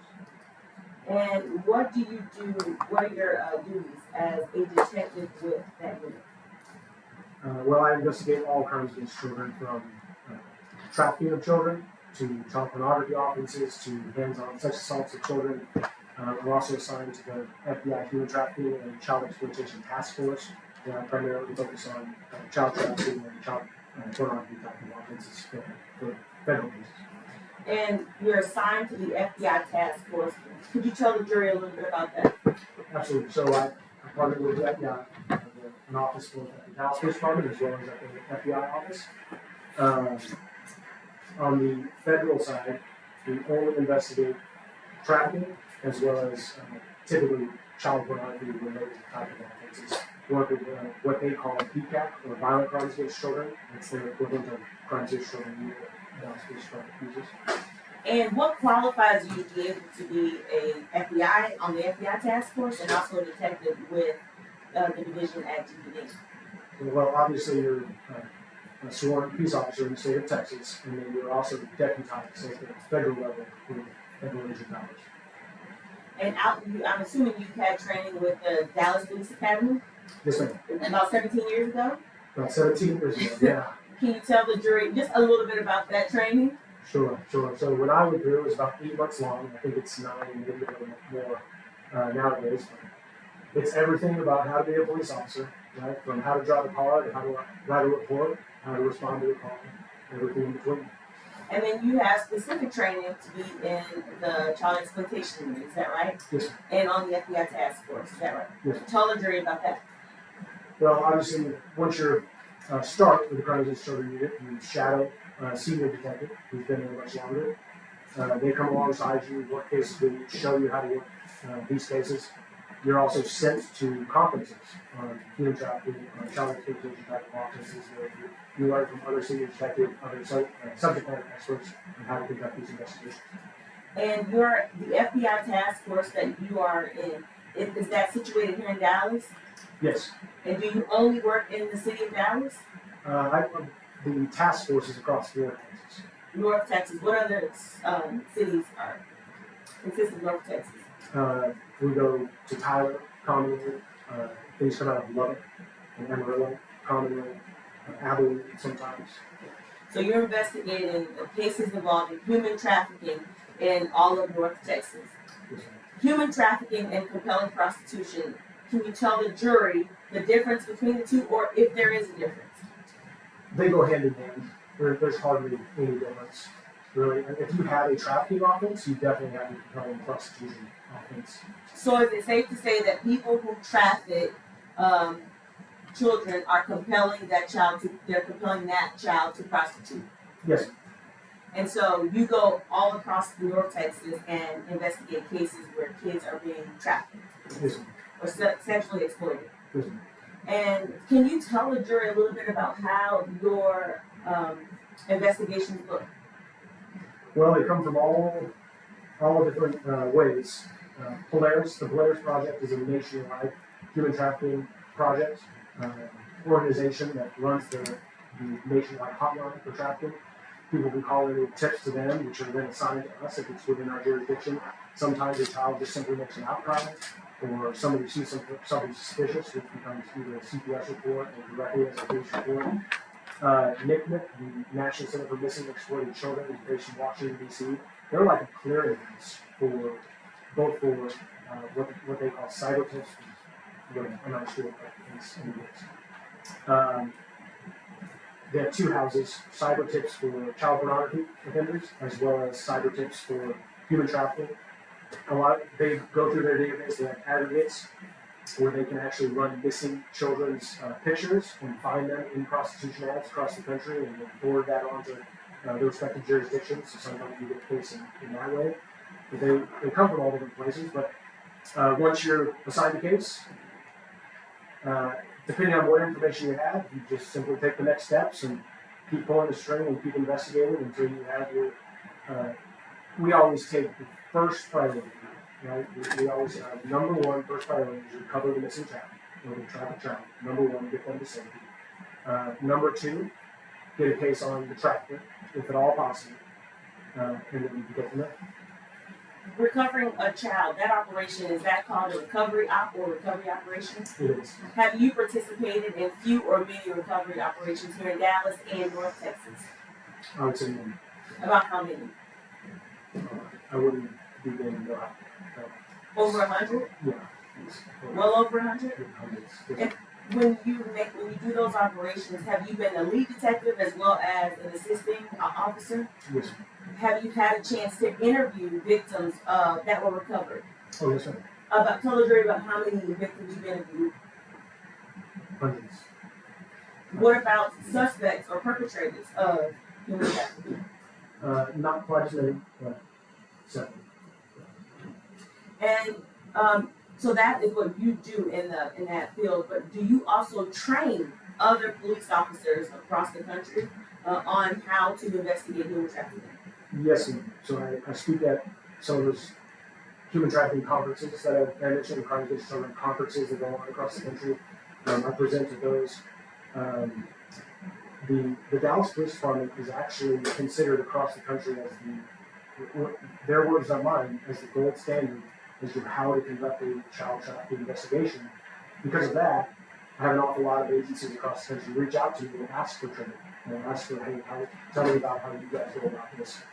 I also train at I'm an instructor for the Dallas Police Academy for the new recruits, specifically on the blocks of human trafficking. Did you in fact write the curriculum for that training? I wrote the original curriculum, yes. Since that was in 2020, since then the state has mandated, added a bunch of stuff. And so from that, you actually train at the Dallas Police Academy on a regular basis. Yes. About how often? They reach out every 6 to 8 weeks. So you train all the new police officers coming into the city of Dallas on this subject, human trafficking? Yes. Do you also train other police detectives in your department? I'm currently the sole training detective for new child trafficking investigators. Yes. And what does that look like? I come alongside these detectives. We work cases together. I show them how to interview witnesses, how to interview victims, how to interview suspects. Show them how to recover victims, what they're looking at when they receive a case, how to go about these investigations, and what we're looking for as a Have you testified as an expert before? Yes, ma'am. And in state or federal court? No. On the subject matter of human trafficking? Yes, ma'am. Human trafficking investigation specifically? Yes, ma'am. And in this case today, did you ever interview or speak with Maribel Perez, No. the victim in this case? No. Have you ever spoken with or interviewed the defendant in this case? No. Any witness related to this case? No. Are you involved in any way with the facts of this case? No. Now, have you reviewed the PC affidavit or the police report Yes. before testifying today? Yes, when I was subpoenaed, I looked it up and simply read the probable cause affidavit. Now, you told this jury that Dallas is the gold standard for investigating human trafficking cases across the country. That's what we would come to be known as. Is human trafficking an issue in the United States? Yes, ma'am. What about Texas? Yes, Dallas always ranks every single year when the statistics come out. Dallas is always in the top 5 to 10 cities across the country for most human trafficking. This year specifically, where did Dallas rank? Nationwide, I believe we ranked 5th for just flat out human trafficking. I would have to check on that to be sure.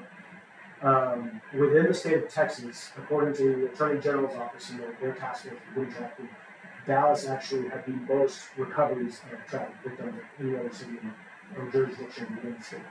And Dallas being number 1, you were highly involved with most of those recoveries. Is it safe to say?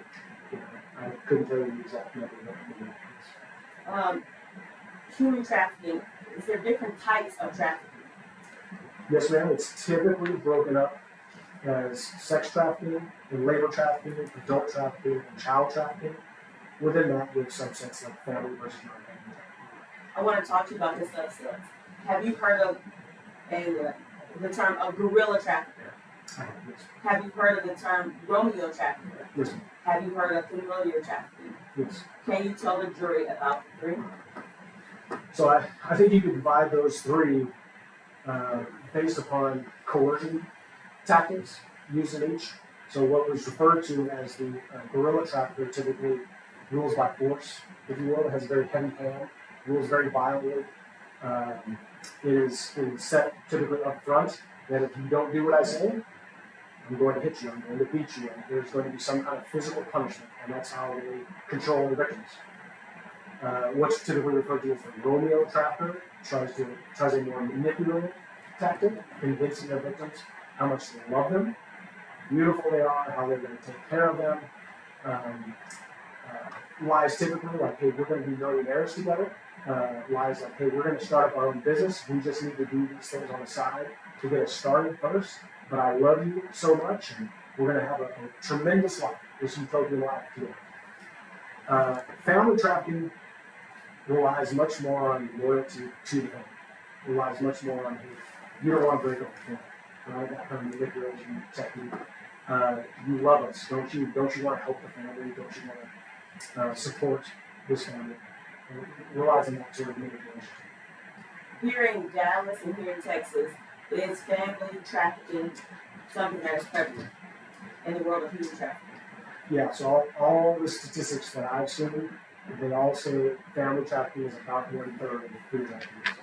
So Dallas being ranked number 1, it's safe to say 1/3 of the trafficking cases from this year were family trafficking. Yes. Are there different motivations for the types of trafficking? Well, at the end of the day, it's a business. The motivation is money, is receiving some sort of benefit in commercial sex or labor trafficking. And I want to talk to you specifically about family trafficking, familiar trafficking. What generally is what does it look like? How does that setup look? So, in a family trafficking case, typically both the father figure as well as the mother figure are integral. They're well aware and operating on some element of it. Typically, the father figure is behind it and benefiting the most, whether it be financially or whatever is exchanged. However, the mother figure is typically the one operating. Right? She's much more hands-on with the victim. And, that means delivering her to prostitution dates for commercial sex. That means potentially making the dates. Typically, in these family trafficking situations, they're harder to detect. So a non-family trafficking situation, sex trafficking, let's say, a lot of times they're using prostitution websites, right? And they're active ads on the internet that you can see and track down, and you can trace because there's a phone number and there's an IP and all of these things. Or they're putting their victims out on what's known as the grid, which is an area known for high levels of prostitution. People engaged in prostitution typically walk and fly down cars and get dates. Well, that can be detected by anybody running by and wants to call the police, right? Or a police officer rolling by and sees it right there. These are tougher to detect because typically in a family trafficking case, they're finding their buyers within their social network, right? Typically, I would say much more often than not, illicit drug use is involved, substance abuse and addiction is involved. Well, when that's the case, those are the same kind of people that the family is hanging out with. And those are the kind of people that they can connect with to say, hey, I've got a product. Would you be interested? And those are the kind of people who are not going to go to the police typically as well. Now, you said a lot, so I want to backtrack just a little bit. I think you said that usually it's a mom and dad operation, but the dad is behind the scenes. So is it the person who's usually in the front doing most of the work is the mother figure? Is that right? Yes. Not necessarily. Is that the biological mother or the person who's in the role as mother?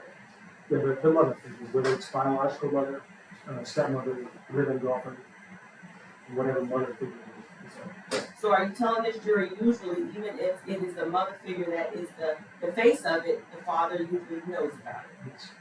Okay. And then you said that they have a general group that they get there. Can we call it? Is a person who has sex with someone for money called a John? Yes, that's typical. Did you say that the family, the mom and the dad, usually get this John from their social network? No. Okay. And so would that mean people that they know? Yes. Okay. People in their community? Yes. Okay. People that they hang around? Yes. And then you said drugs are involved. So are you telling this jury that a motivation for a mother and father to sell their child is so that the parents can get drugs? It's certainly not uncommon. And what are other motivations?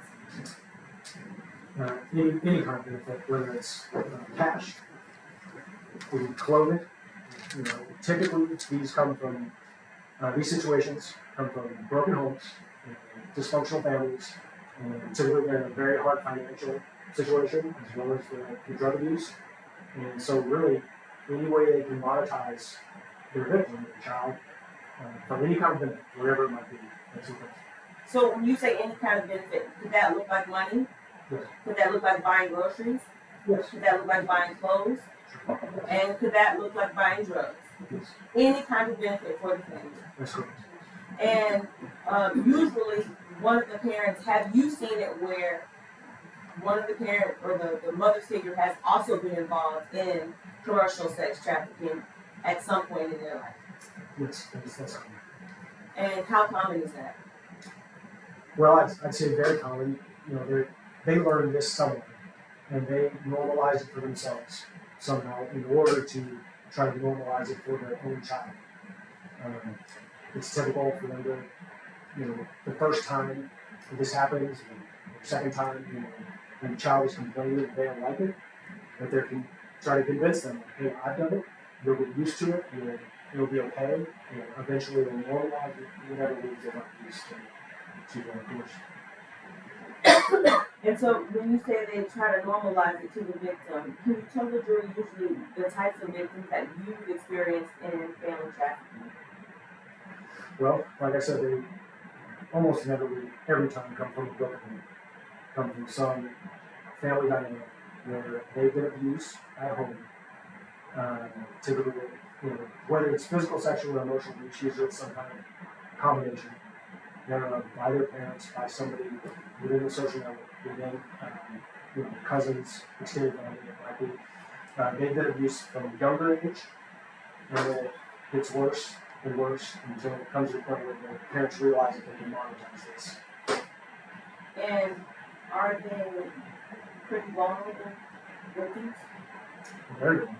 So that's what the trafficker recognizes and exploits. And are they pretty loyal? Especially in the family trafficking instances. And you having to investigate these cases, how does them being loyal to the family affect your investigation? So it's in any child trafficking investigation, the child is typically not originally forthcoming about everything that happened. That's expected. You know, we go into a recovery expecting them not to be completely forthcoming, and that's unheard, right? But especially in family trafficking situations where that bond is with your parents, is with your family, is with your social network of your parents, I think it's easy to see how love and loyalty play a huge part in that child not wanting to, if they would consider, tell on them or get them in trouble. You know, a lot of times they're told, hey, if anybody finds out, right, bad things are going to happen while you're dead, right? And you don't want that to happen. If you tell anybody, you're going to be the reason that the family is split up. You're going to be the reason that bad things happen to us, or you are going to be the reason that you have to go to a foster home and they're going to abuse you there, whatever it is. But even when those things aren't said, children definitely recognize there's a reason why mom and dad are being secretive about this and tell them, hey, nobody else would understand this, we don't talk about this. They recognize that there's something different about that, and that means there's something about it. And so there's a loyalty factor in them not telling, but is there also a loyalty factor in why they actually go for it and commit having sex with them? Yeah, so they believe they're helping the family. They've been told, hey, this is how you can help the family, right? This is how you can help pay bills. This is how you can do this for your family, and how you can help support it. So it's safe to say that victims of family trafficking are pretty protective of their traffickers. Yes. What about, have you seen them be protective of their journals? Sometimes, yeah. Why? So, for one reason, they've been told that that's the money maker, right? We don't tell anybody about that.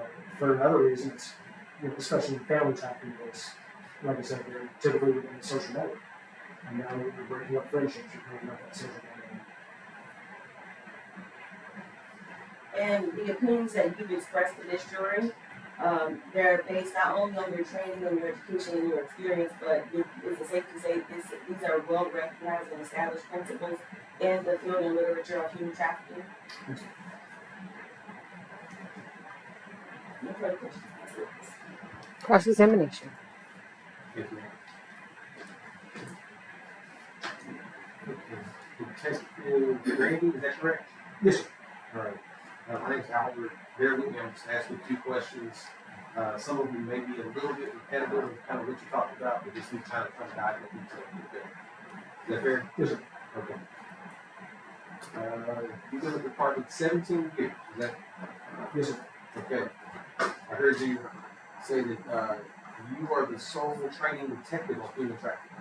I currently am for child trafficking. For child trafficking. Yes, sir. Okay. And then I heard you say that Dallas is the gold standard. That is what has been, that's what's out there. Yes. So can I deduce from that that you're the gold standard in training child trafficking cases across the country? Is that fair? So when they say Dallas is the gold standard, they're talking about our methods, right? And how we go about our rescue operation. Yeah. Now, they're not referencing me personally when they say Dallas is the gold standard. It didn't have Detective Grady out next to that. No, I've never seen that. But you are the sole trafficking child training detective. Is that correct? Correct. Yes. Okay. So that's a lot of responsibility here. Kind of keep up with gold standard. Yes. Okay. You've testified on these types of cases before as an investigative officer. Is that correct? Yes. Okay. And I don't think it's a bit of a surprise, but I mean, Dallas, you said Dallas had the most recoveries, or being high up on the list as far as rankings. Dallas being one of the larger cities in the nation. Would you agree? Yeah, I believe we're at 9. Okay. As far as size. Sure. And I think we're maybe the second largest city in the state. That might be right. I mean, I think Houston's bigger than Dallas. Houston definitely. I forget San Antonio's bigger than that. Okay. Okay, that's fair. So I mean, to lead the way is not and it's probably kind of fitting. You got a population that size, more victims, more suspects, bigger cities typically have more crime. Would you agree? Absolutely. And I mean, that's just it's probably an easy math problem, but bigger police departments, more hammers, more nails, more jails, more police, more prosecutors, more judges. Mm-hmm. So, ranking number 1 in the state of Texas, specifically, according to the Attorney General's office, we rank number 1 in victim recoveries, right? And for what it's worth, on what I think you're asking, we actually have a much smaller child trafficking squad in Houston for sure, and Austin definitely. Yeah. Currently, we only have 2 full-time child trafficking detectives, and we're currently training 2 more. Okay.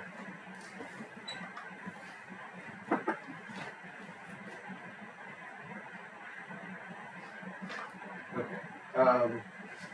Now help me understand this part. You talked about your first priority in these types of cases is what?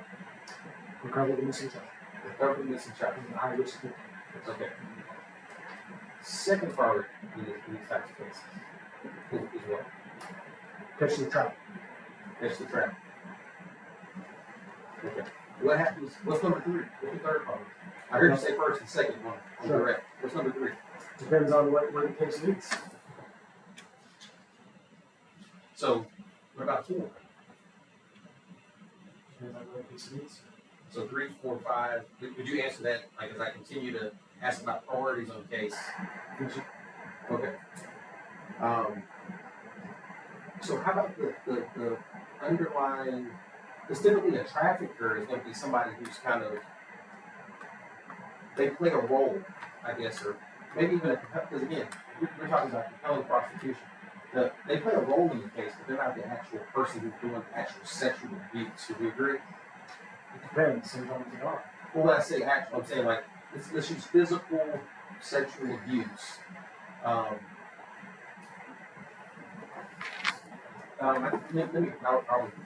strike that question.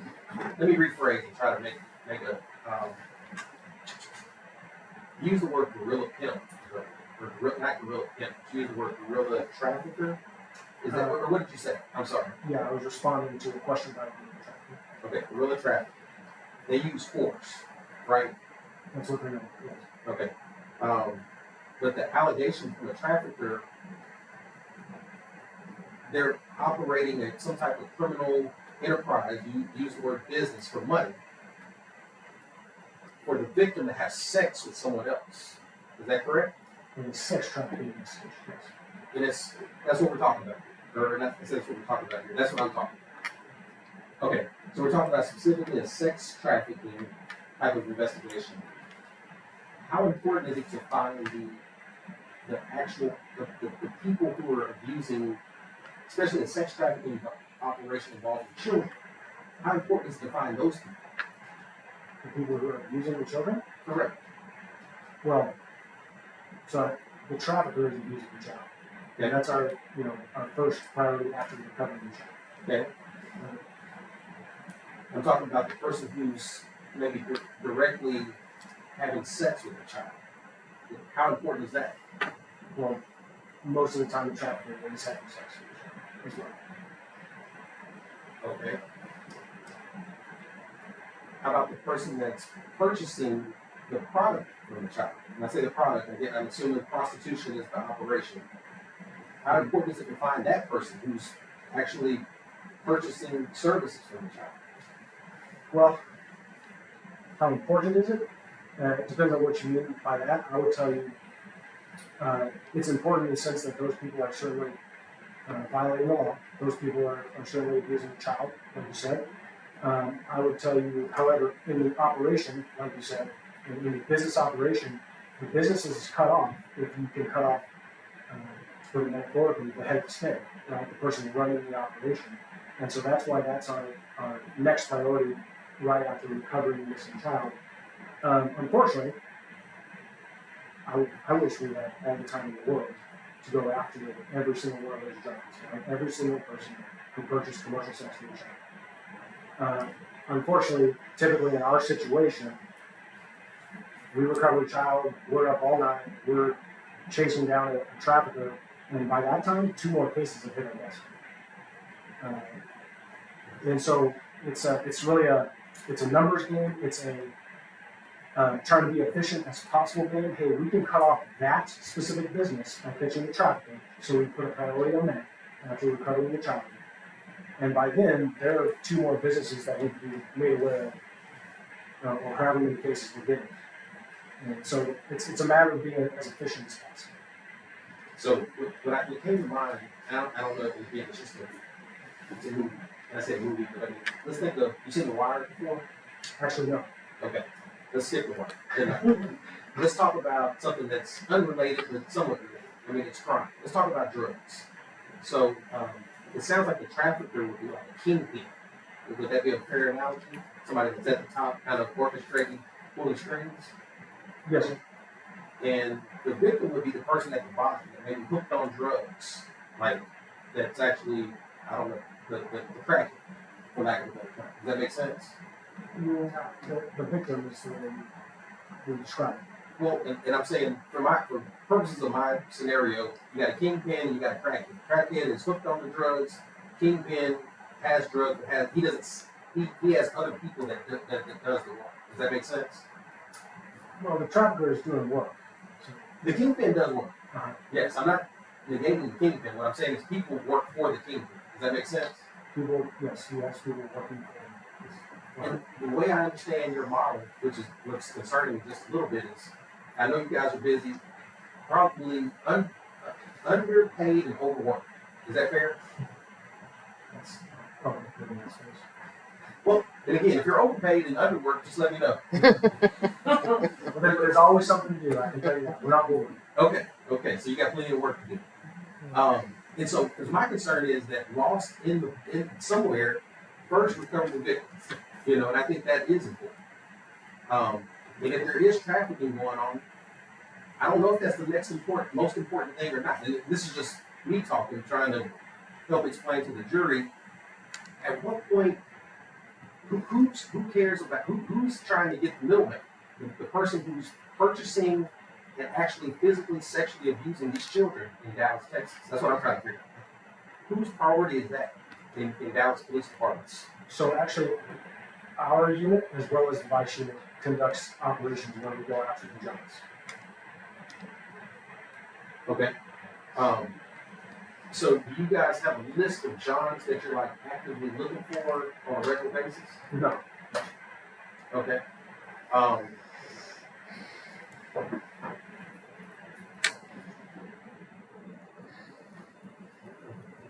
Would you agree with me? There's more Johns out there in the world than there are traffic. Yes, sir. Because I mean, it's just natural. Like it's kind of the Yes, sir. almost a pyramid scheme. That's why I use the analogy like a kingpin, and you got like there's a whole bunch of people hooked on drugs. But you know, towards the time, Different situations, sir. I mean, there are plenty of situations or businesses, like you said, where there's one victim and one trafficker. There might be 2 traffickers, 1 victim. There might be 10 victims and 1 trafficker. That's a lot. They typically have what's called bombs or people helping out running operation like that. But I wouldn't go so far as to say that there always is. It's very normal for it to be 1 trafficker, 1 victim, so to speak. It's not always 1 trafficker and 10 victims. right? And what I'm saying is there could be 1 trafficker, 1 victim, but there could be multiple Johns. Would you agree? Yes, sir. And would you say it's equally important to hold those Johns accountable for their actions against those children? Well, I can tell you. That's a yes or no? Yes, sir. Okay. Have you ever experienced, and again, if you have, you know, and if you haven't, you don't. Have you ever experienced children that are engaged in the business of prostitution? How do you mean it? Because what's happening is they're being sold for sex. No, I'm talking about entrepreneurs. Children? Children who, let me ask this question. Do you know children that have a business? No, sir. You don't know any children that have I business? personally do. Okay. Have you ever heard of children that start business? I have. Okay. Have you ever, through your experience, and if you have, it's okay, and if you haven't, it's okay. Are there any children that you've experienced that decided they wanted to be prostitutes? No. Okay. Not runaway children that became prostitutes? Well, there's plenty of runaway children who became wrapped up in trafficking and engaged in prostitution. There's plenty of those. In my experience and training, I've never heard any child say, I wanted to be a prostitute. And you may not hear anybody anywhere that says that they felt that you grow up and want to be a prostitute. What I'm getting at is you've never encountered, every child that you've encountered worked for somebody, is what you're telling this group. Is that correct? So we can't always prove it, but that's pretty obvious. So you say you can't always prove it, but it's obvious. Yes. Okay. So there are children that you've encountered who you couldn't find anybody to work for. That's correct. And so, I mean, if you can't prove it, you can't, I mean, that's not something that you should, you know, I mean, I guess you can have a preconceived notion and just assume it based on your experiences. I would tell you, given what we know about how trafficking really works, given what we know about the streets, given what we know about how a child survives or does not survive when they're out on the street, given the situations that we found them in, it's it's the same as a robbery case, it's the same as a burglary case, it's the same as an assault case, and you know there's a perpetrator, but maybe you can't find him. And so you mentioned earlier about the vice unit. Is that correct? Yes. Okay, vice unit. Do they go into like strip clubs sometimes and kind of see different things? Yes, that's my understanding. Let me ask this. At a strip club, do you see young women working for themselves? Sometimes. I mean, they're working for the manager, director, or whoever's owning and operating the strip club. Well, I mean, they may be working under the authority of the strip club, but I'm saying that they're working for themselves. They decided to engage in this business for themselves. Is that correct? Some, yes. Okay. And I mean, they're working on the operation of the club.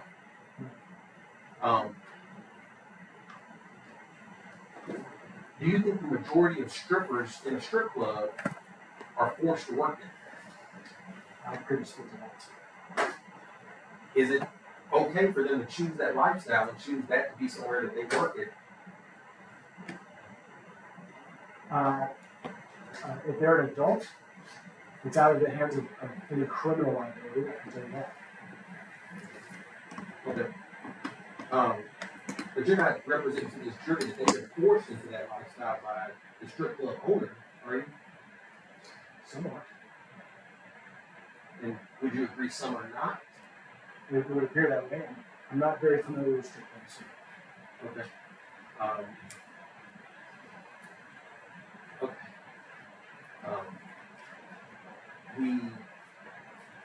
Is there some crossover between what happens at a strip club and maybe some trafficking? Sometimes. So I would think this would be your area of expertise. I can tell you what happens on the trafficking side, sometimes involving a strip club. However, I'm not intimately familiar with the operations of a strip club.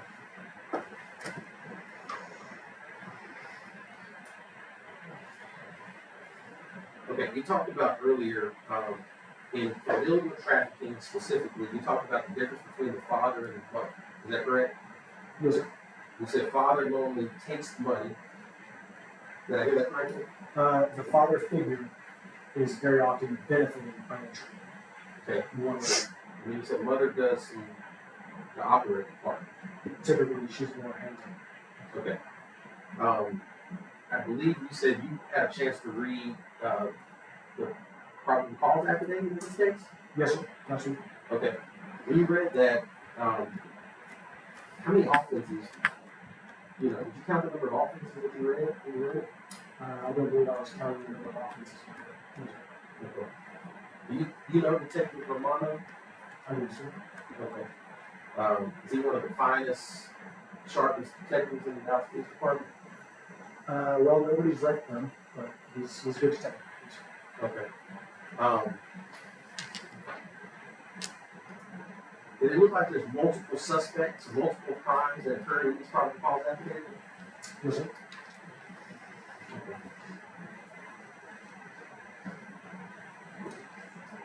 So what crimes do you remember hearing or reading about when you read them? The obvious ones are trafficking and compelling prostitution.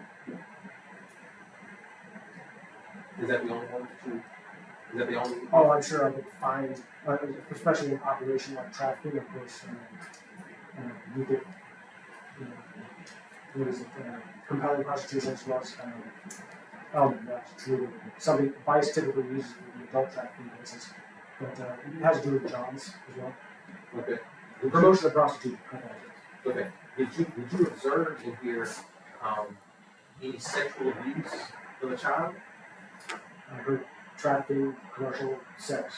Sexual assault of a child. Did you see that offense movie? I recall, yes. Okay. And you saw a number of individuals, I guess, that probably should be suspects and accused of that offense. Would you agree? I don't recall the number of things that were done off the top of my head, but I do recall the child being sold for sex, which would make it a sex assault child offense. Yes. Okay. So you recall at least one offense of sexual assault. Okay.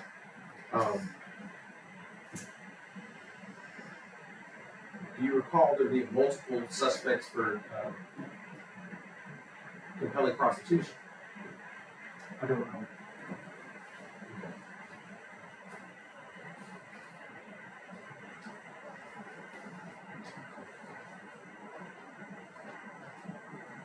In these cases, how long would you say an average case takes to begin an investigation and close an investigation? Some take 12 hours. Right, when you call in the middle of the night, and she's caught right when you're a trafficker. Some take, I'm working on one that's been going on since January 2021, and it's not over.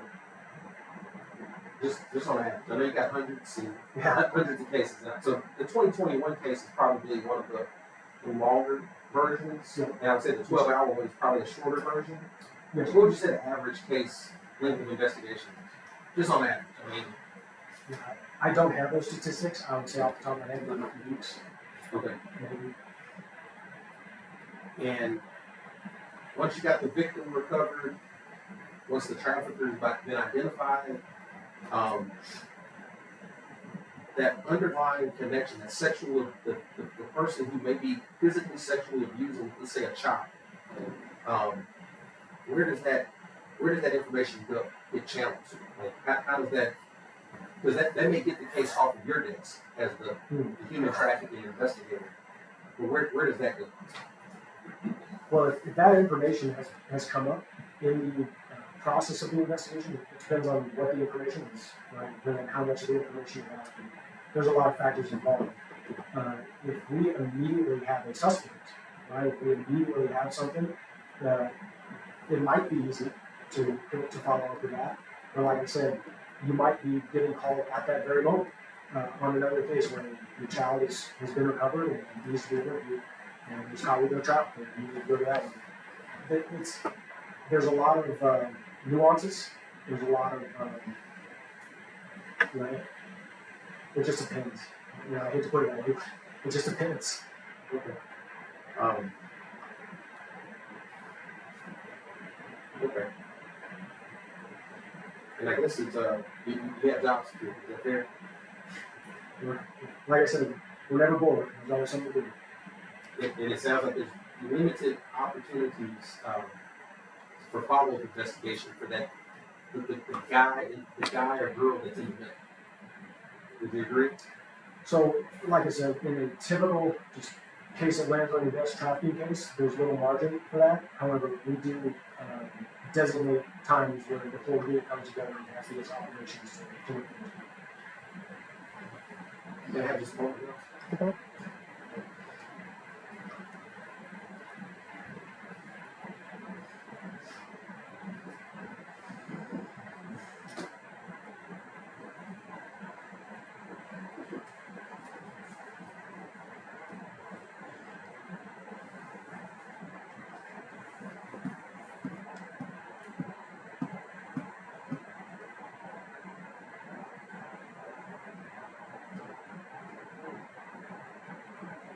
Okay.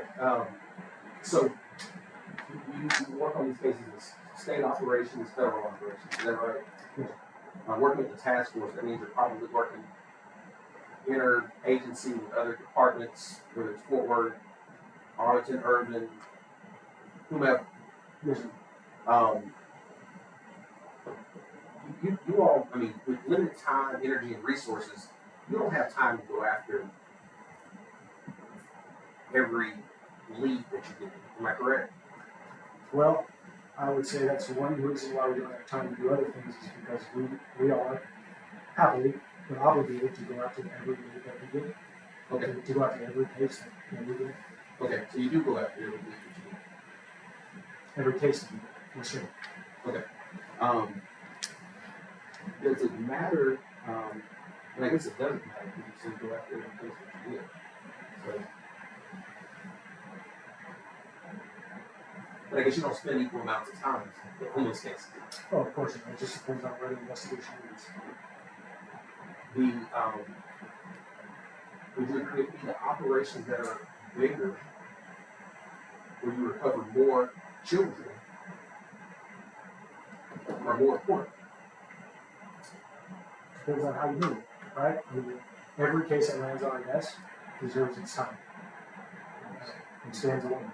So my question is, Dallas needs, is it the nation that recovers or the state of Texas? The state of Texas, to my knowledge. Dallas needs the state of Texas in recoveries. Wouldn't it be more important to recover, to spend your time and energy on a case where you recover more children? Well, so I would tell you in the event that we had one case go, what we call priority one, and everything stops. This is going on right now. This is where we focus our attention on. In a situation where, let's say we had 5 children being recovered in one case, we're going to pull every detective we have to that.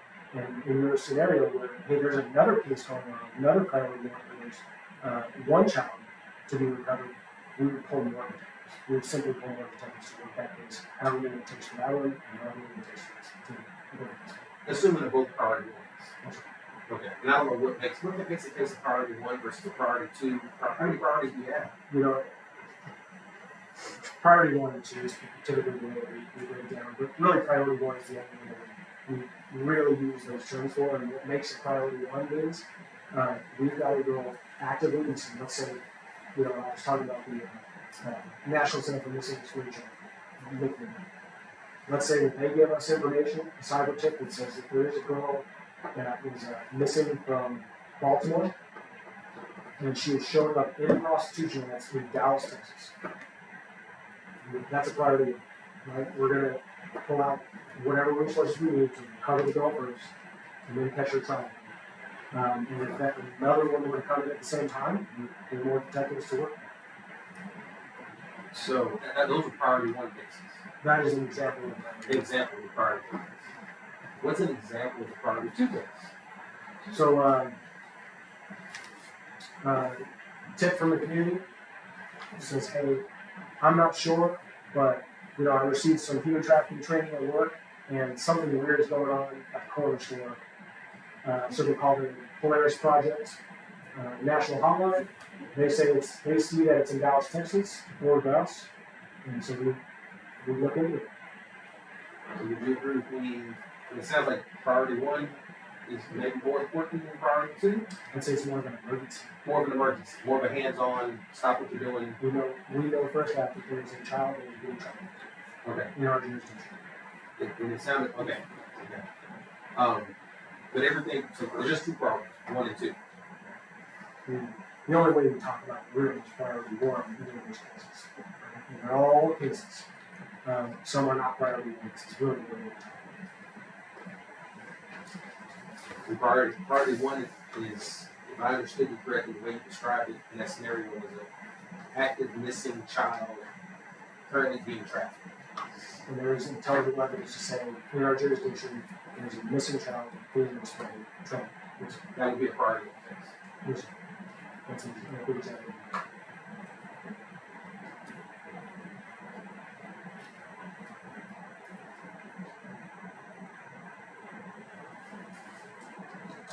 Can I have this moment? You may.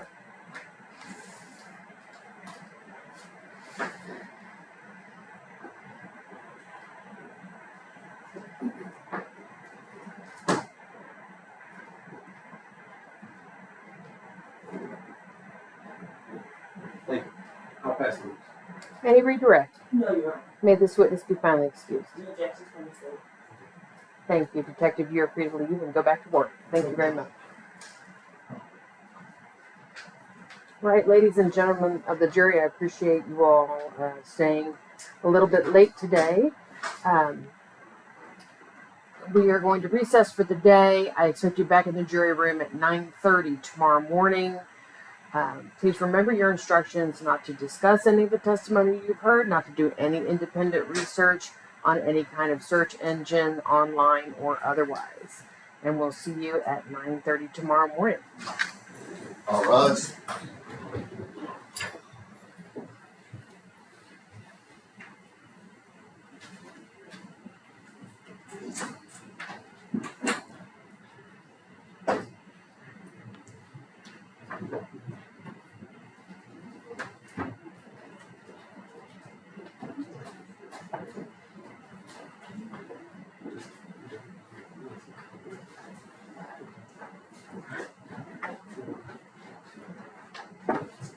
You may be seated.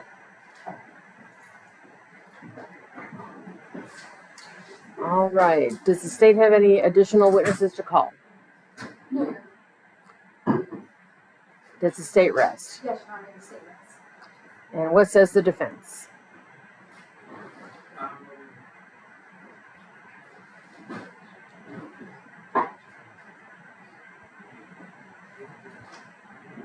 Your Honor, we do have witnesses. Okay. I was just trying to take care of the Augustine issue before we break for the day. Yes. We're still on the record right now. You still Yes. Okay. Do you need to go off the record for a moment? Yes. All right. Then let's go off the record. We didn't take a Okay. we took a break, but that break we didn't. Very small. Yes. Okay. Did you have a chance to visit with Mrs. Sanchez? I did. We did. Okay. But we just need to talk about it. Just Oh, you all together. All right. yes, 5 minutes. if that makes sense. 5 minutes. 2 minutes. 3 minutes. 5 minutes. All right.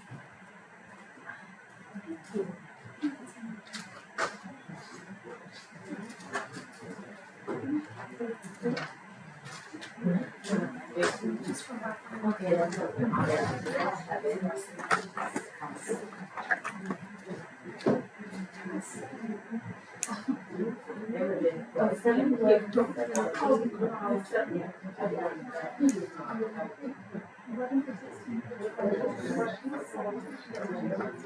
Miss Elma, Miss Elma. Oh, You can have Detective Grandy come every time if you want to. He's so he's easy on the eyes. We can just sit and listen to Detective Grandy all day. Oh, I know. I can't imagine how gorgeous his wife is. I'm sure she's beautiful. Mm-hmm.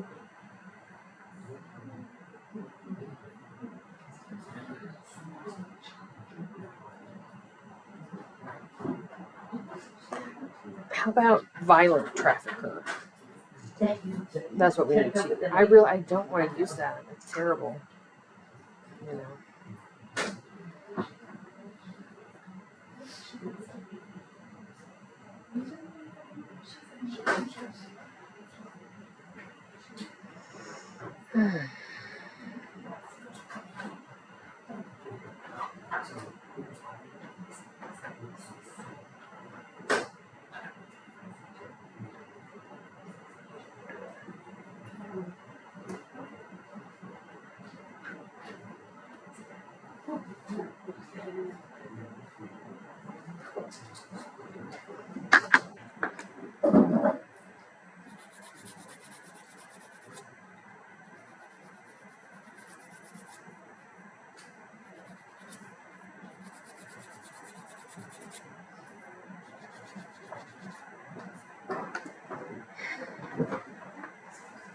All right. Well, I'm gonna run to the bathroom since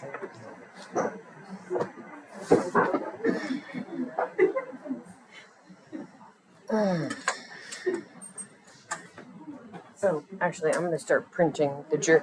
Y'all, I have copies of the jury charge. Hold up.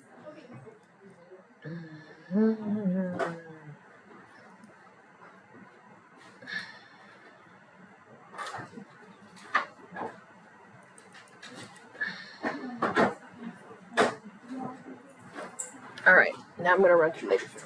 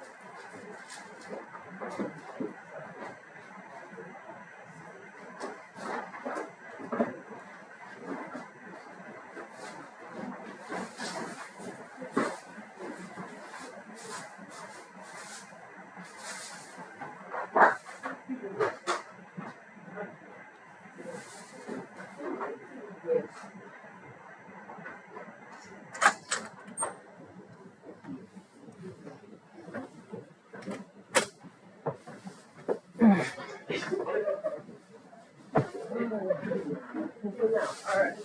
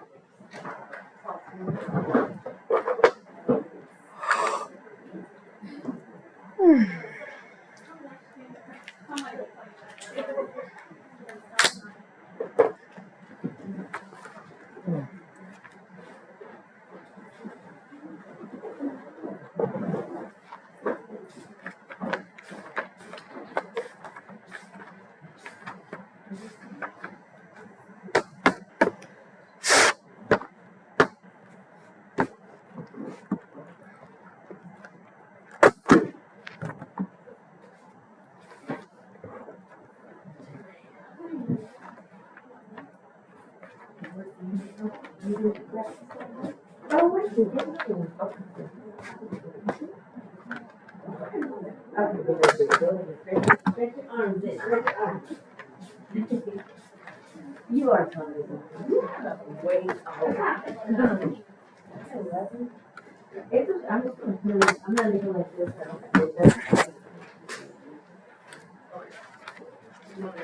Okay, y'all. All right. We're going to get started here. Yes, please. Thank you.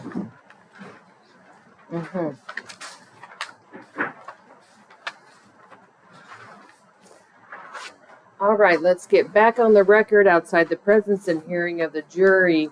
The state having rested, what says the defense? Your Honor, we would move for a directed verdict at this time. Based on? Based on the failure of the state to prove each and every allegation alleged in the indictment. Yeah, we would in lack of sufficient evidence to support each and every one of those allegations. Sure. Denied. Okay. Do you have any witnesses to call?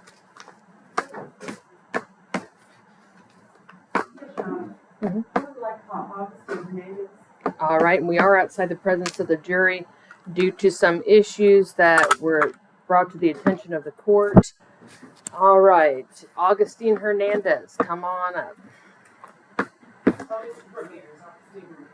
Augustine Ramirez, excuse me. Augustine Ramirez. Well, let's have him sit in the jury box. Stand as a. Do you want me to stand next to him or stand back here? You can stand next to him. Don't. All right. This witness was previously sworn, and he has an interpreter who. Madam Interpreter, if you would please raise your right hand. Do you solemnly swear or affirm that you will correctly translate from English to Spanish and Spanish back to English all of the proceedings for the trial? I do. Thank you. All right. You may proceed.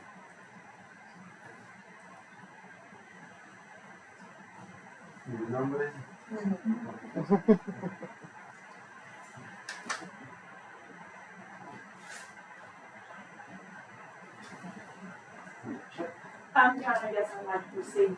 You may. We, of course, outside the presence of the jury, is our understanding, is it? Oh, I'm sorry. I do want to put one thing on the record that that this witness, the court appointed attorney Debbie Sanchez to represent this witness yesterday, and has been here since 1 p.m. and has talked to her client, this witness, this afternoon. You may proceed. Okay. I was always saying my understanding was he was going to plead the fifth. I can begin my question. So. Yes, please do. Please do. Good evening, sir. Good evening. Please state your name for the record. Agustin Ramirez. I have a few questions that I'd like to ask you. Is that okay?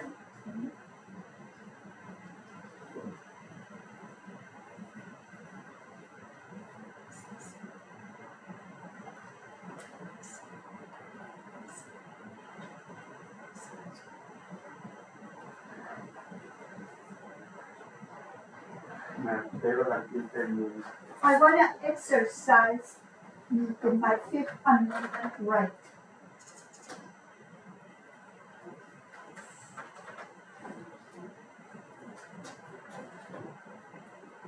Yeah, I think exercise is making it right.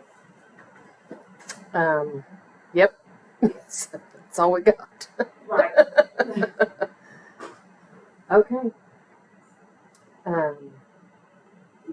Just for purposes Yes. of clarification, Mr. What was the question that you asked? She asked his name. Correct. Okay. So I'm not, I guess, I told him I would like to ask you a question. Oh, go ahead. I just want to clarify that say you were going to ask some questions and then you said that you was going to info. Did you articulate outside of his name? Did you have any other interactions or anything like that? I did not. Okay. And so, as I understand it, Mr. Ramirez is deciding to invoke his Fifth Amendment right against self-incrimination regarding questions his Ponzu would ask. Is that right?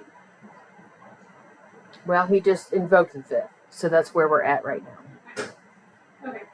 All right, and it's not it's not a piecemeal thing. You either invoke it or you don't. You can't do it halfway. Like, he can't refuse her questions and then answer you. No, I understand it. I just because the defense submitted him as a witness, he was sworn in yesterday, which was I think Tuesday the 3rd, June the 3rd. And at that time, he did identify himself to the court as Augustine Ramirez. We want to confirm that he is in fact Augustine Ramirez outside of what he offered yesterday. He has. You can, if you want to ask him what his name is, he can either answer or take the fifth. Okay. If I may, could we ask for a spelling of Mr. Ramirez's full name?